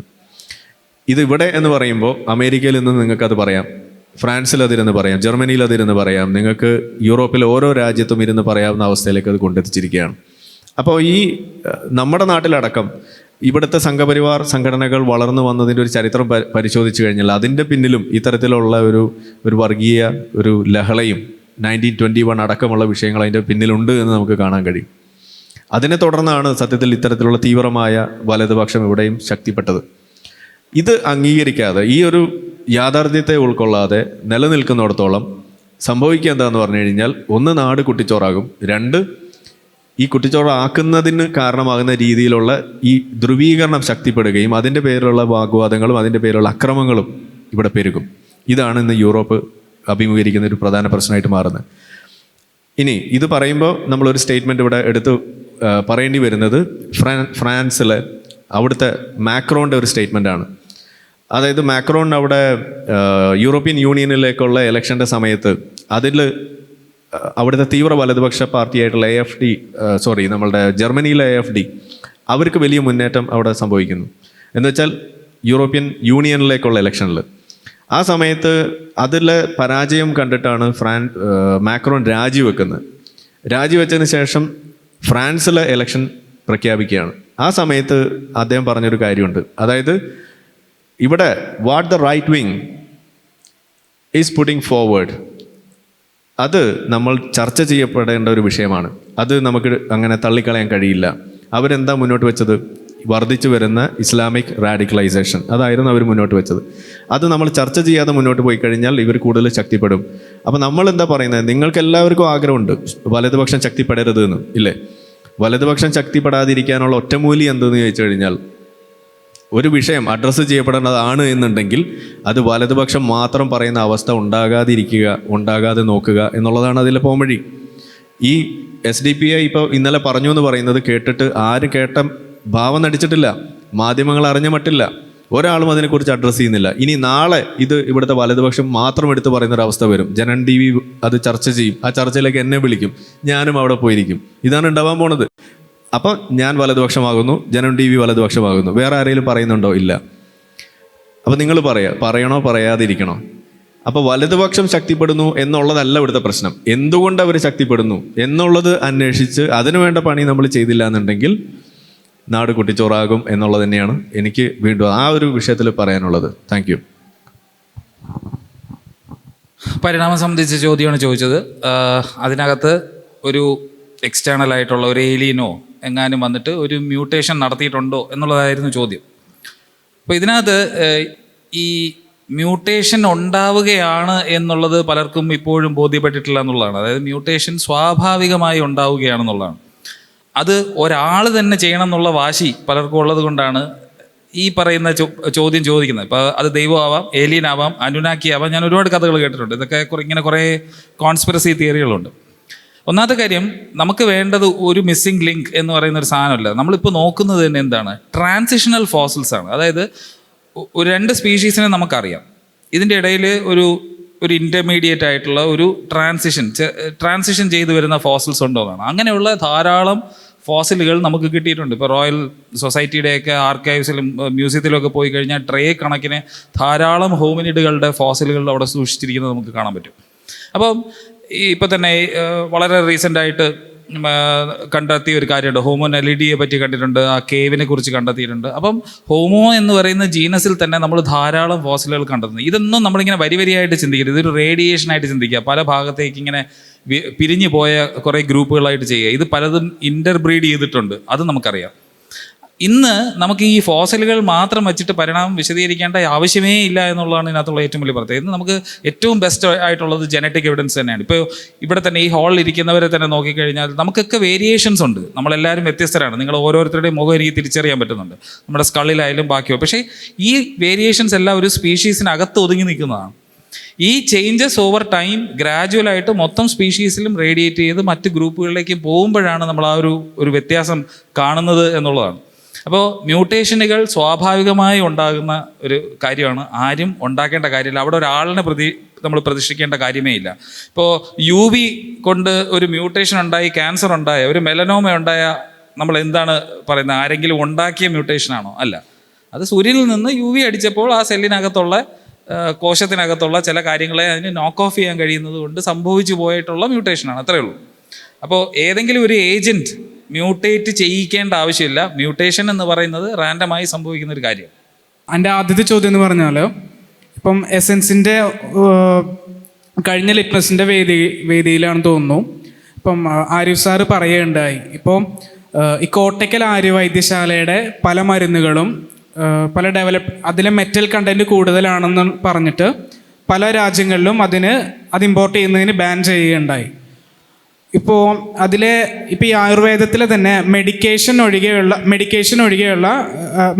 ഒഴിവാക്കിയിട്ട് ഇപ്പോൾ പ്രത്യക്ഷത്തിൽ നിരുപദ്രവകരമാണെന്ന് തോന്നുന്ന, ഇപ്പോൾ പല റിസോർട്ടുകളിലും നമ്മുടെ കൾച്ചറൽ ടൂറിസത്തിൻ്റെ പ്രൊമോഷൻ്റെ ഭാഗമായിട്ട് ഈ ഒഴിച്ചിൽ മസാജിങ് പോലുള്ള കാര്യങ്ങൾ നടത്തുന്നുണ്ട്. അപ്പോൾ ഇതിൻ്റെ മെഡിക്കേഷൻ പോലെയുള്ള കാര്യങ്ങൾ ഒഴിവാക്കിയിട്ട് നിരുപദ്രവകരമായ ആണോ എന്ന് എനിക്കറിയില്ല.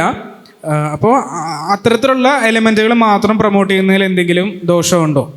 പിന്നെ അടുത്ത ചോദ്യം, ഇപ്പോൾ കുറച്ച് മാസങ്ങൾക്ക് മുമ്പ് ഇംഗ്ലണ്ടിൽ ഒരു ബീഫ് സെർവ് ചെയ്തു എന്നൊരു കാരണം പറഞ്ഞ് 2 ഇന്ത്യൻ ഹിന്ദുസ് ഒരു പാകിസ്ഥാനി റെസ്റ്റോറൻറ്റ് അടിച്ച് തകർത്തൊരു വാർത്ത ഇങ്ങനെ കേൾക്കുകയുണ്ടായി. ഇപ്പോൾ പൊതുവെ ഒരു ഹിന്ദു വിമർശനം കാര്യമായിട്ട് അങ്ങനെ നടക്കുന്നില്ലല്ലോ, എക്സെപ്റ്റ് ഈ കേരളത്തിലൊഴികെ അല്ലാതെ. ഇപ്പോൾ എനിക്ക് തോന്നിയിട്ടുള്ള ഒരു നായകൻ വേഴ്സസ് ഒരു വില്ലൻ ഇമേജ് ആയിട്ടാണ് എനിക്ക് തോന്നുന്നത്. ഒരു ഹിന്ദു മതം നല്ലതും ഇസ്ലാം മാത്രമാണ് പ്രശ്നക്കാരൻ എന്നുള്ള തരത്തിലുള്ളൊരു പ്രചരണം ആയിട്ടാണ് എനിക്ക് തോന്നുന്നത്. ഇപ്പോൾ ഇസ്ലാമിൽ ലോക തലത്തിൽ അതൊരു വിമർശനങ്ങൾ നേരിടുന്നുണ്ട്. അങ്ങനെ വിമർശനങ്ങൾ നേരിട്ട് അതിൻ്റെ സ്വാധീനം കുറഞ്ഞതില്ലാതായി കഴിഞ്ഞാൽ ഇപ്പോൾ US ഈ ജാതി അടിസ്ഥാനത്തിലുള്ള വേർതിരിവിനെതിരെയുള്ള നിയമനിർമ്മാണങ്ങളൊക്കെ ഉണ്ടായി വരുന്നുണ്ട്. അപ്പോൾ ഇങ്ങനെ ഇപ്പോൾ ഈ ഇസ്ലാമിന് ഇപ്പോൾ ലോകതലത്തിൽ വിമർശനങ്ങളൊക്കെ നേരിട്ട് അതിൻ്റെ സ്വാധീനം ഇല്ലാതായി കഴിഞ്ഞാൽ ഇതിന് പകരക്കാരനാവാൻ ഒരു തീവ്ര ഹിന്ദുയിസത്തിന് സാധിക്കില്ല. കാരണം ഇപ്പോൾ ഇന്ത്യയിൽ നിന്ന് ഒരുപാട് പേരുകൾ ഹിന്ദുസ് പല രാജ്യങ്ങളിലേക്കും, പ്രത്യേകിച്ച് പാശ്ചാത്യ രാജ്യങ്ങളിലേക്ക് മൈഗ്രേറ്റ് ചെയ്യുന്നുണ്ട്.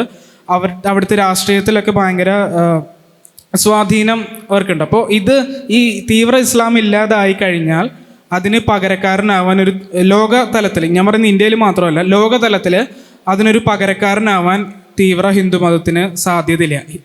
ആ തരത്തിൽ അണ്ടർ റേറ്റഡ് അല്ലേ ഹിന്ദുമത വിമർശനം? നമ്മളുടെ നാട്ടിൽ ഒരു ഹിന്ദുമത വിമർശനം എന്ന് നമ്മൾ പറയാവുന്ന തരത്തിലുള്ളൊരു സിനിമ ഇറങ്ങിയത് ഏതെങ്കിലും ഓർമ്മയുണ്ടോ? അത് ഏത് വർഷത്തിലാണെന്നും കൂടി ഒന്ന് പറയാൻ പറ്റുമോ?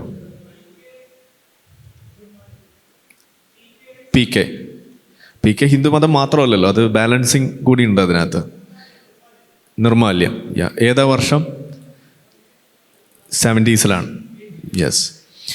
ആ സിനിമ അന്ന് ഇറങ്ങിയ സമയത്ത് എങ്ങനെയായിരുന്നു നമ്മുടെ നാട്ടിൽ അത് സ്വീകരിക്കപ്പെട്ടത്?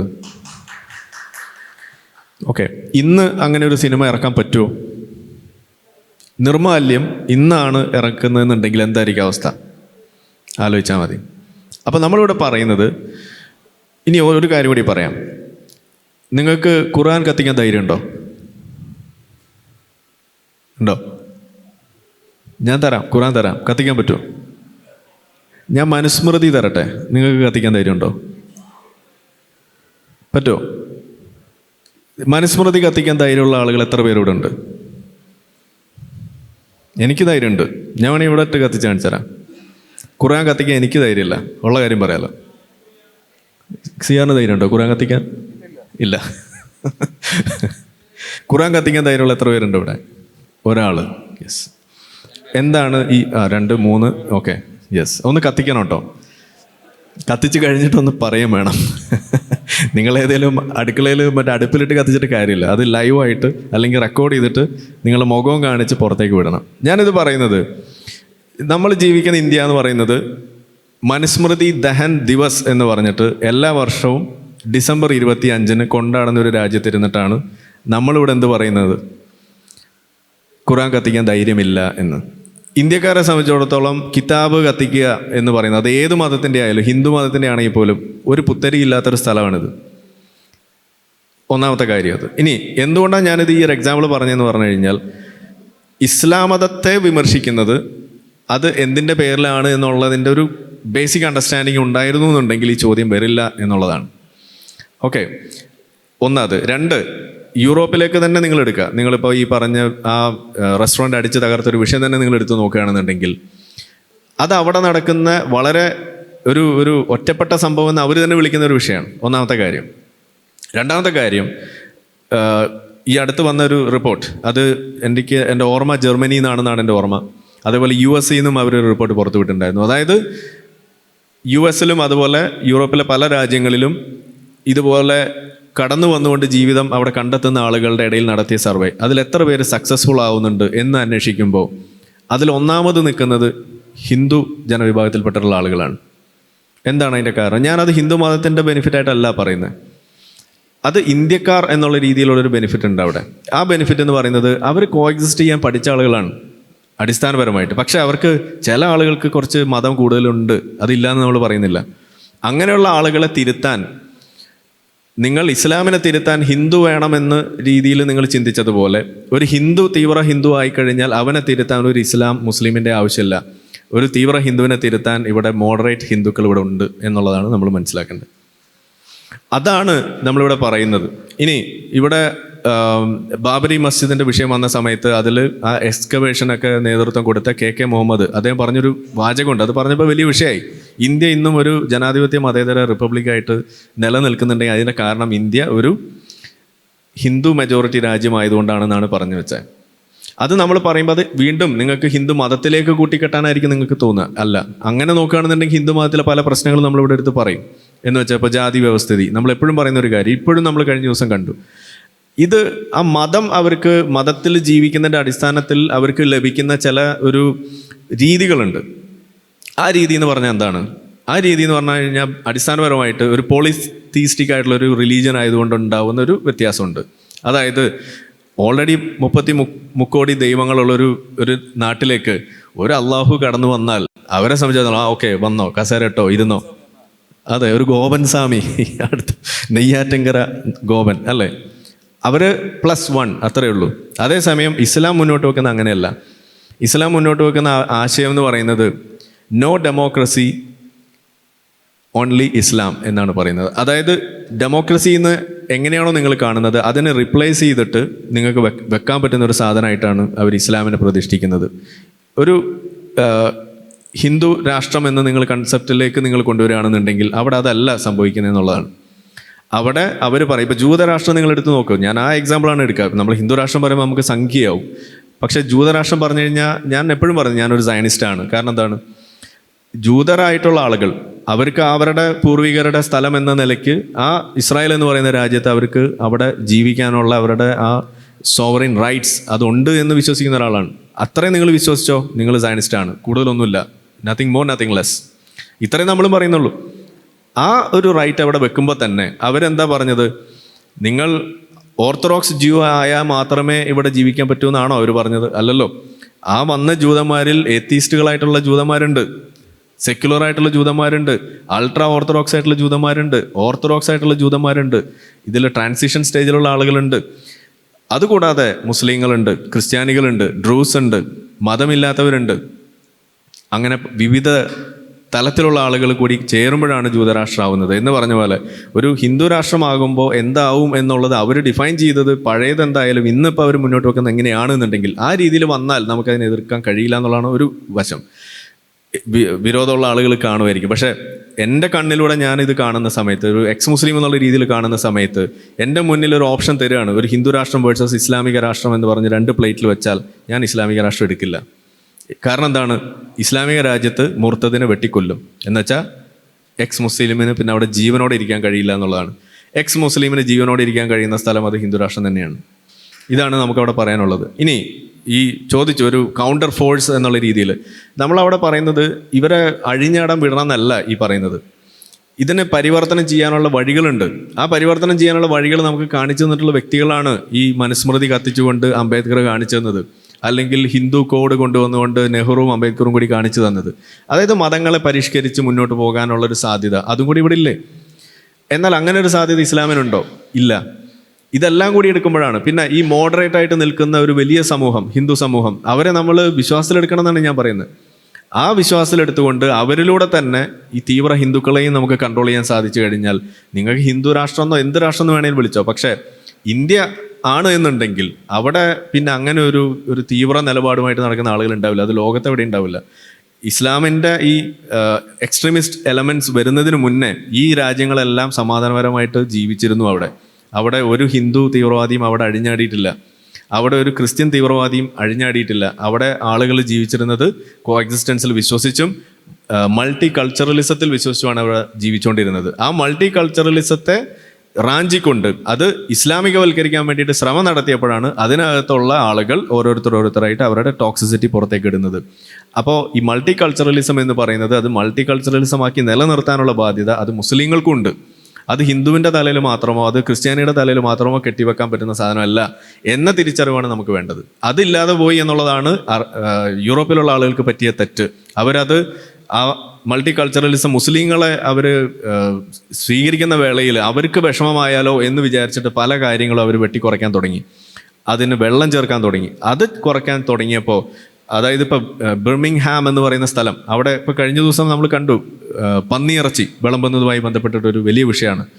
അപ്പോൾ ആരോ ചോദിക്കുന്നുണ്ട് ബിർമിംഗ്ഹാം എന്നതിൽ ഹാം എന്ന് പറയുന്നത് ഒരു പന്നിയാണല്ലോ, ഇനി അപ്പോൾ ആ പേര് മാറ്റേണ്ടി വരുമോ എന്നാണ് ഇപ്പോൾ ചോദിക്കുന്നത്. അൽ ബിർമിംഗ് എന്നാക്കി മാറ്റിയാൽ നമുക്ക് എന്ത് ചെയ്യാൻ പറ്റും? അപ്പോൾ ഇൻക്ലൂസീവ്നെസ് എന്ന് പറയുന്നത് അത് ഏതെങ്കിലും ഒരു കൂട്ടരുടെ മാത്രം അവർക്ക് വേണ്ടി മാത്രം അഴിച്ചുവിടാൻ പറ്റുന്ന സാധനമല്ല. അത് എല്ലാവർക്കും ബാധ്യത ഉണ്ടെന്ന് തിരിച്ചറിഞ്ഞാൽ മറ്റൊരു ടോക്സിക് എലമെൻറ്റ് പൊങ്ങി വരില്ല എന്നുള്ളതാണ് നമ്മൾ പറഞ്ഞു വെക്കുന്നത്. വരുന്നു എന്നുള്ളത് കൺട്രോൾ ചെയ്യാനുള്ള വഴികളാണ് അത് സെക്കൻഡറി നമ്മൾ നോക്കേണ്ടത്. ആദ്യത്തെ കൺസിഡറേഷൻ നമ്മൾ കൊടുക്കേണ്ടത് ഇൻക്ലൂസീവ് അല്ലെങ്കിൽ മൾട്ടി കൾച്ചറലിസം എന്ന് പറയുന്ന സാധനത്തെ അത് ഈക്വലായിട്ട് അത് എല്ലാവരുടെയും ബാധ്യതയായിട്ട് കാണാനും അതവിടെ സ്ഥാപിക്കാനുള്ള ശ്രമം പോളിസി മേക്കിങ്ങിൽ നമ്മൾ രാഷ്ട്രം എന്നുള്ള നിലയ്ക്ക് നമുക്ക് ചെയ്യാൻ സാധിക്കണം. അത് ഇന്ത്യയിലായാലും വിദേശത്തായാലും. അത് ഫെയിലായി എന്നുള്ളതാണ് നമ്മുടെ പ്രശ്നം.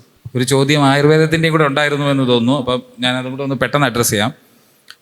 കോട്ടയ്ക്കൽ ആര്യവൈദ്യശാലയുടെ വെബ്സൈറ്റിനകത്ത് അതൊരു ഫുഡ് സപ്ലിമെൻ്റ് ആയിട്ട് മാത്രമേ വിൽക്കാൻ പറ്റുള്ളൂ എന്ന് UK ഉണ്ടായിരുന്നു. പക്ഷേ അവരിപ്പോൾ ഈ അടുത്ത കാലത്ത് ഞാൻ നോക്കിയപ്പോൾ അത് അവിടെ നിന്ന് മാറ്റിയിട്ടുണ്ട്. പക്ഷേ നിങ്ങൾ ആർക്കൈവ്സിനകത്ത് പോയി നോക്കിക്കഴിഞ്ഞാൽ ഇപ്പോഴും ആ സാധനം അവിടെ കിടപ്പുണ്ട്. അതിനകത്ത് പ്രത്യേകം പറയുന്നുണ്ട് അങ്ങനെ മാത്രമേ അത് വിൽക്കാൻ പറ്റുള്ളൂ എന്നുള്ളത്. അതാണ് എൻ്റെ ഒരു കാര്യം.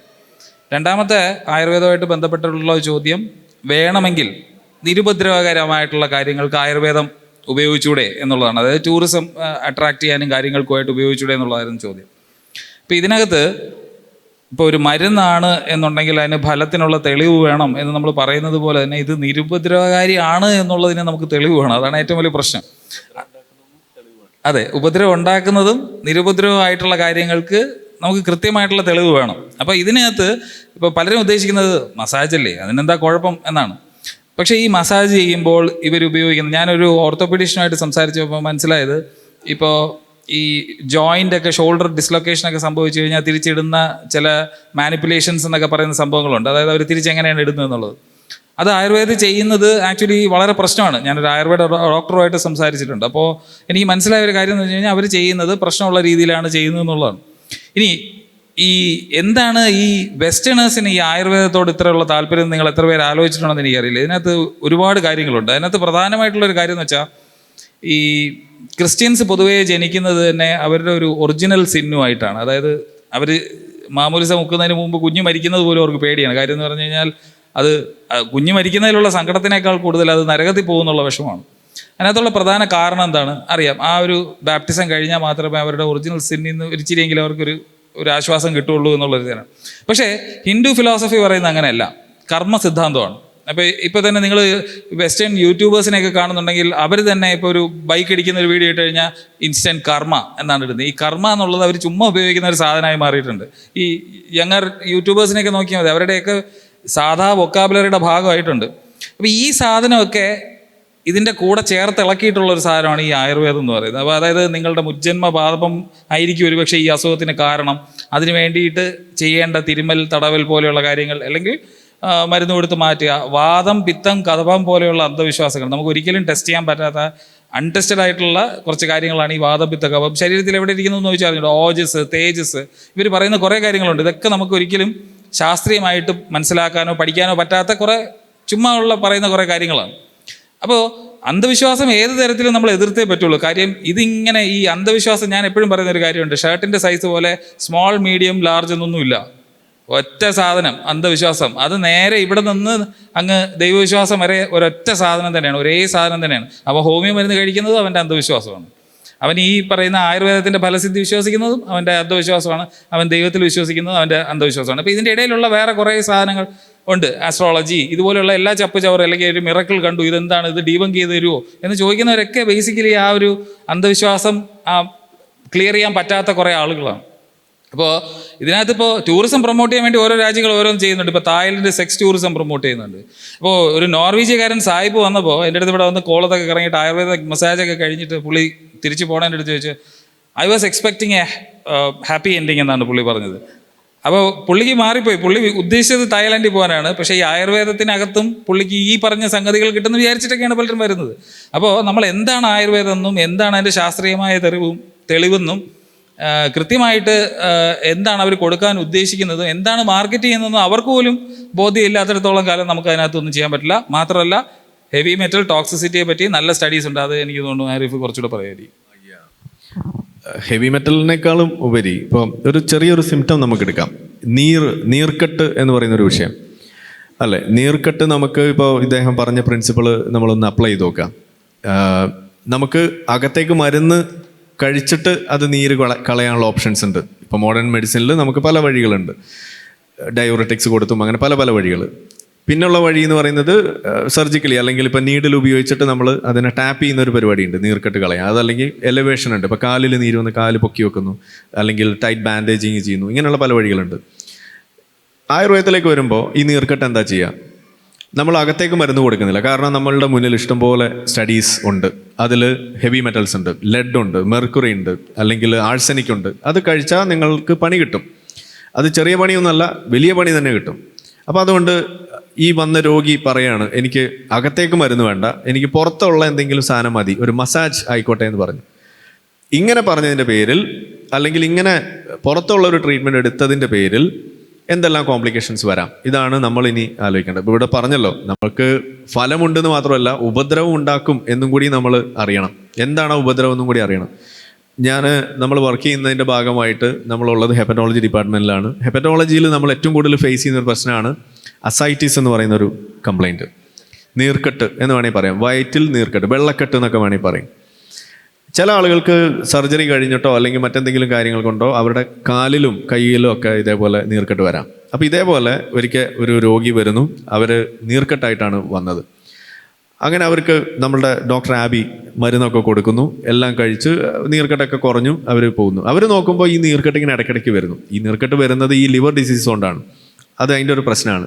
ഇദ്ദേഹം നേരെ പോയിട്ട് ഒരു ആയുർവേദ ഡോക്ടറെ കണ്ടു. ആയുർവേദ ഡോക്ടർ മിടുക്കനായതുകൊണ്ട് അയാൾ പറഞ്ഞു, ഇത് നമുക്ക് ശരിയാക്കാം എന്ന് പറഞ്ഞ് കുറച്ച് ആയുർവേദ മരുന്നും കൊടുക്കുന്നു, നല്ല അസൽ ഒഴിച്ചിലും നടത്തുന്നു. കാരണം നീർക്കെട്ടല്ലേ.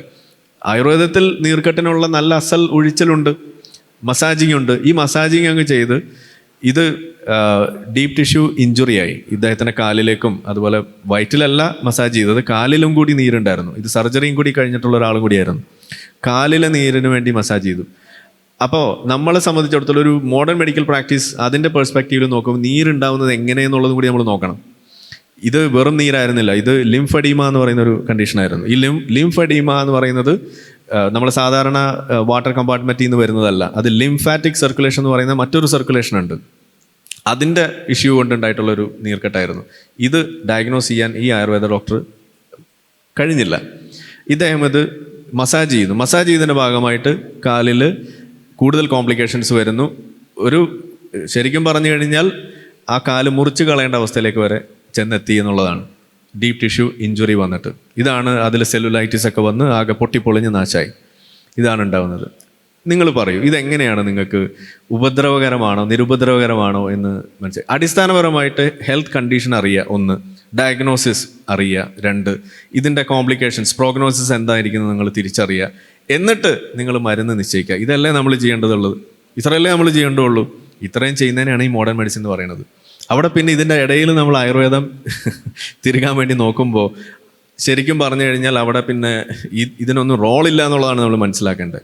അവിടെ പിന്നെ സുഖ ചികിത്സ എന്നുള്ള രീതിയിൽ നിങ്ങൾക്ക് എന്തെങ്കിലും മസാജിനൊക്കെ പോകാം എന്നുള്ളതിനപ്പുറത്തേക്ക് ഈ ആയുർവേദത്തെ രോഗം എന്ന് പറയുന്ന ഒരു സംഭവമായിട്ട് 7 അയലത്തേക്ക് അടുപ്പിക്കാൻ പാടില്ല എന്നാണ് ഞാൻ പറയുക. കാരണം നമ്മൾ സ്ഥിരമായിട്ട് കണ്ടുകൊണ്ടിരിക്കുകയാണ്. ചെറിയ കുട്ടികൾ തടി വെക്കാൻ വേണ്ടി മരുന്ന് കൊടുത്തു ഒരു കുട്ടിക്ക്. ഓക്കെ, അവൻ ജനിച്ചു വീണ് 6 മാസം മുലകുടി എന്തോ അമ്മയ്ക്കെന്തോ അസുഖം, അപ്പോൾ മുല കുടിക്കാൻ കഴിയുന്നില്ല. അപ്പോൾ കുട്ടിക്ക് വളർച്ചക്കുറവ്, ഏതോ ആയുർവേദ ഡോക്ടർ എന്തോ ഒരു പൊടി പറഞ്ഞു കൊടുത്തു. അപ്പോൾ 6 മാസം മുതൽ 5 മാസം മുതൽ കുട്ടിക്ക് ജനിച്ച അന്ന് 5 മാസം മുതൽ കുട്ടിക്ക് ഈ പൊടി കലക്കി കൊടുക്കുകയാണ്. ഈ പൊടി കലക്കി കൊടുത്ത് കുട്ടിക്ക് 1-1.5 വയസ്സാകുമ്പോഴേക്കും ലിവർ പോവാണ്. ഈ 1.5 വയസ്സുള്ള കുട്ടിയുടെ ശരീരത്തിലേക്ക് ലിവർ ട്രാൻസ്പ്ലാന്റ് ചെയ്യേണ്ടി വരുന്നൊരവസ്ഥ നിങ്ങൾ ആലോചിച്ച് നോക്കുക. അതാ ഞാൻ പറയുന്നത്, രോഗം എന്ന് പറയുന്ന ഒരു സംഗതി ഉണ്ടെങ്കിൽ അതിൻ്റെ അടുത്തേക്ക് അടുപ്പിക്കാൻ പാടില്ല എന്നുള്ളതാണ്. രോഗമില്ലാത്ത സമയത്ത് നിങ്ങൾക്ക് വേണമെങ്കിൽ വെറുതെ കുറച്ച് എണ്ണയൊക്കെ മേത്ത് പരട്ടി നിങ്ങൾ സ്വയം ഒഴിയുന്നതിന് പകരം വേറൊരാളെ കൊണ്ട് ഒഴിയിക്കാം. അതിന് കുറച്ച് കുഴമ്പിൻ്റെ മണമൊക്കെ നിങ്ങൾ ആഡ് ചെയ്തോളൂ, അതിനൊന്നും ഒരു തെറ്റുമില്ല. പക്ഷേ രോഗത്തിന് ആ പ്രദേശത്തേക്ക് അടുപ്പിക്കാൻ പാടില്ല എന്നുള്ളതാണ് ഇതിൽ റൂൾ നമ്പർ 1. ഒരു റൂൾ ഓഫ് തമ്പായിട്ട് നിങ്ങൾക്ക് എടുക്കാം എന്നാണ് ഞാൻ പറയാം. ഇനി ഇതിനപ്പുറത്തേക്ക് എന്ത് ചെയ്യാൻ പറ്റും? ടൂറിസം പൊട്ടൻഷ്യൽ, അതാണല്ലോ ഇതിനകത്തൊരു പ്രധാനപ്പെട്ട പ്രശ്നം. ഞാൻ പറയുന്നു, ഒരു ഇന്ത്യൻ ഒരു സബ് കോണ്ടിനെൻറ്റിലേക്ക് നമ്മൾ വന്നു കഴിഞ്ഞാൽ, അല്ലെങ്കിൽ ഇന്ത്യ എന്ന രാജ്യം നമ്മൾ മാത്രം എടുത്തു കഴിഞ്ഞാൽ, ആയുർവേദത്തിൻ്റെ വിവിധ ഫോം അത് നിങ്ങൾക്ക് കാണിച്ചു കൊടുക്കാൻ പറ്റുന്ന തരത്തിലുള്ള ഇൻസ്റ്റിറ്റ്യൂട്ട്സ്, അതിൻ്റെ സംവിധാനങ്ങൾ, വിവിധ തരത്തിലുള്ള മുനിമാരുടെ പ്രതിമകൾ, ഇതൊക്കെ പണിത് വെച്ചിട്ട്, മ്യൂസിയങ്ങൾ പണിത് വെച്ചിട്ട്, എഴുത്തോലകൾ ഒക്കെ നിങ്ങൾക്ക് ഡിസ്പ്ലേ ചെയ്തുകൊണ്ട് എങ്ങനെയാണ് ഈ ആയുർവേദം ഇങ്ങനെ ഇവോൾവ് ചെയ്തത്, എന്തായിരുന്നു ആയുർവേദം എന്ന് നിങ്ങൾക്ക് നടന്നു കാണാനുള്ള സംവിധാനങ്ങൾ 4 കെട്ടൊക്കെ പണിത് വെച്ച്, അല്ലെങ്കിൽ ആ രീതികൾ, ആ ഒരു അറ്റ്മോസ്ഫിയർ, ആ ഒരു ടൈം ട്രാവൽ എഫക്റ്റ് കിട്ടുന്ന രീതിയിൽ നിങ്ങൾക്കൊരു ഒരു അറ്റ്മോസ്ഫിയർ, ഒരു ആംബിയൻസ് ക്രിയേറ്റ് ചെയ്തുകൊണ്ട് കുറച്ച് മ്യൂസിക് വിടാം. നമ്മളെ തമ്പുരു ഇങ്ങനെ ഓരോ പടിയൊക്കെ ചവിട്ടുമ്പോൾ ഇങ്ങനെ ടങ് ടങ് എന്നൊക്കെ സൗണ്ടൊക്കെ വരുമ്പോൾ അതൊക്കെ ഭയങ്കര ഇഫക്റ്റ് ആയിരിക്കും. അങ്ങനെ ഒരു വിഷ്വൽ ട്രീറ്റ്, ഒരു ഓഡിറ്ററി ട്രീറ്റ് ഒക്കെ കൊടുക്കുക എന്നുള്ളതിനപ്പുറത്തേക്ക് ഹെൽത്ത് കെയർ എന്ന് പറയുമ്പോൾ അതിലേക്ക് അടുപ്പിക്കാനേ പാടില്ല എന്നാണ് ഞാൻ പറയുക. ഈവൻ ഹോമിയോപ്പതിയേക്കാൾ ഡേഞ്ചറസ് ആണ് ആയുർവേദം എന്നാണ് ഞാൻ പറയുക. ഇപ്പം നമ്മളുടെ റിസർച്ചിൽ ഏറ്റവും കൂടുതൽ നമ്മൾ കാണുന്ന സൈഡ് എഫക്ട്സ് എന്ന് നമുക്ക് വിളിക്കാൻ പറ്റില്ല, ഈ ഡ്രഗ് ഇഞ്ചുറി എന്നാണ് നമ്മൾ അതിനെ വിളിക്കേണ്ടത്. ഇത് സൈഡല്ല, ഇത് മെയിൻ ഇഞ്ചുറിയാണ്. ഓക്കെ, ഈ മെയിൻ ഇഞ്ചുറി ആയിട്ട് ആളുകൾ ലിവർ ട്രാൻസ്പ്ലാന്റ് കൊണ്ട് മാത്രം രക്ഷപ്പെടുന്ന ആളുകൾ, ചെറിയ കുട്ടികളടക്കം ഉണ്ടാകുന്നുണ്ടെങ്കിൽ, ഇത് നമ്മളുടെ OP എന്ന് പറഞ്ഞു കഴിഞ്ഞാൽ വളരെ കുറച്ച് ആളുകൾ വരുന്ന ഒരു സെൻറ്റർ മാത്രമാണ്. എന്ന് വെച്ചാൽ ഇത്രയും ആളുകളിൽ നിന്ന് എത്ര പേർക്ക് നമ്മുടെ സെൻറ്ററിലേക്ക് വരാൻ കഴിയും? ഇതിന് വോളിയം ക്യാരി ചെയ്യാൻ ഒരു കപ്പാസിറ്റി വേണ്ടേ. ഒരു ഡോക്ടർ ആബി ഉണ്ട്, അല്ലെങ്കിൽ ഡിപ്പാർട്ട്മെൻറ്റിൽ കുറച്ച് ഡോക്ടേഴ്സ് ഉണ്ട്, അവരിലൂടെ ഇത് കാണാൻ പറ്റുള്ളൂ. അപ്പോൾ ഇത് മറ്റ് സെൻറ്റേഴ്സിൽ എത്രത്തോളം ഇത് കറങ്ങി നടന്ന് എത്ര ആളുകൾ മരിക്കുന്നുണ്ടാവും നിങ്ങൾ ആലോചിച്ച് നോക്കുക. ഇതാണ് ഇവിടെ സംഭവിച്ചുകൊണ്ടിരിക്കുന്നത്. അപ്പോൾ അതുകൊണ്ട് rule of thumb, Ayurveda say no while you are in a diseased state. ഇത്രയാണ് അതിനകത്ത്. അത് ജലദോഷമായിക്കോട്ടെ, പനി ആയിക്കോട്ടെ, വളർച്ചക്കുറവായിക്കോട്ടെ, ദഹനക്കേടായിക്കോട്ടെ, വിരശല്യമായിക്കോട്ടെ, തുമ്മലായിക്കോട്ടെ, മറ്റ് ബാക്കിയുള്ളതിനെ കുറിച്ച് പിന്നെ പറയണ്ടല്ലോ. അത്രയാണ് നമ്മൾ അതിനകത്ത് കാണേണ്ടതെന്നാണ് എൻ്റെ ഒരു നമ്മളുടെ ഈ ഒരു ട്രീറ്റ്മെൻറ്റ് എക്സ്പീരിയൻസും കൂടി വെച്ചിട്ട് നമുക്ക് പറയാനുള്ളത്. നമസ്കാരം, എൻ്റെ പേര് വിഷ്ണു. ഞാൻ നേരത്തെ രവീന്ദ്ര മാഷിനോട് ചോദ്യം ചോദിച്ചിരുന്നു. അത് തന്നെയാണ് ആവർത്തിക്കുന്നത്.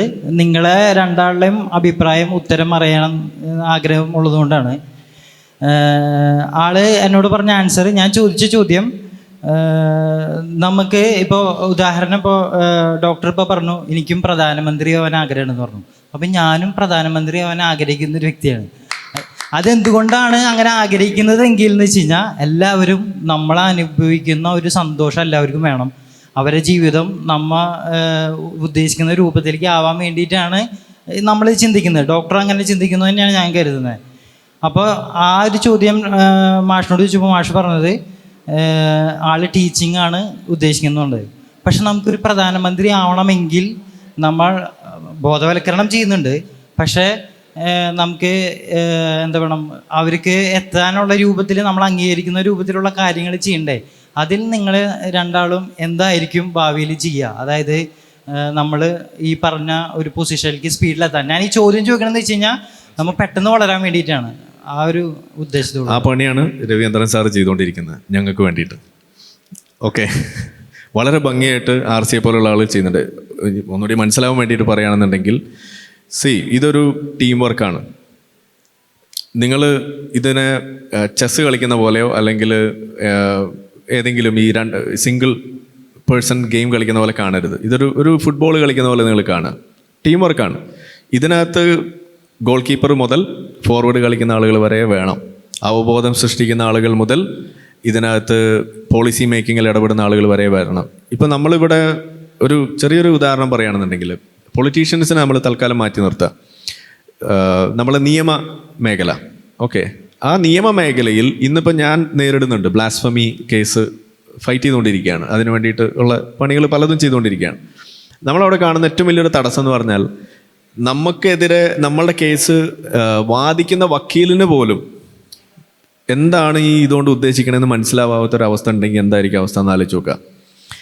പോട്ടെ, നമ്മൾ അങ്ങനെ ഒരാളെ കണ്ടുപിടിച്ചു, നമുക്ക് സ്വതന്ത്ര ചിന്തകനായിട്ടുള്ളൊരു വക്കീലിനെ കിട്ടി, അവിടെ നമ്മൾ രക്ഷപ്പെട്ടു. പക്ഷേ ജഡ്ജിക്ക് ഇത് അറിയില്ലെങ്കിലോ മനസ്സിലാവുന്നില്ലെങ്കിലോ?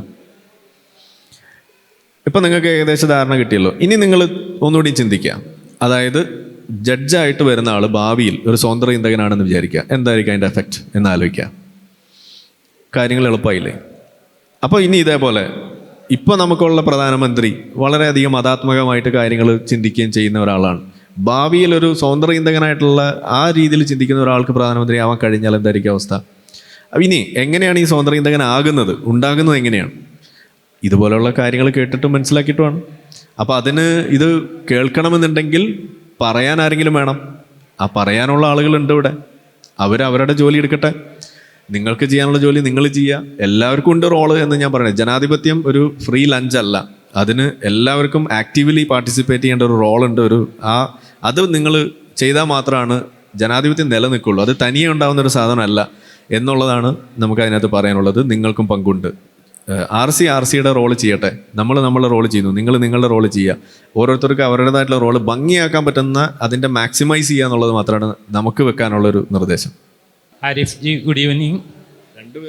ഞാൻ to both of you, but this is to you, focus to you. ഞാൻ കുരുവിളവർക്കി കോട്ടയത്തു നിന്ന് വരുന്നു. ന്യൂക്ലിയർ മെഡിസിൻ സ്പെഷ്യലിസ്റ്റാണ്, Bharat hospital. First of all, ഞങ്ങളുടെ നാട്ടിലേക്ക് എന്നാണ് ആരിഫ് ജി ഇനിയും വരാൻ പോകുന്നത്? കർക്കിടകം അങ്ങോട്ട് ആയിക്കോട്ടെ, എന്നിട്ട് വരാം.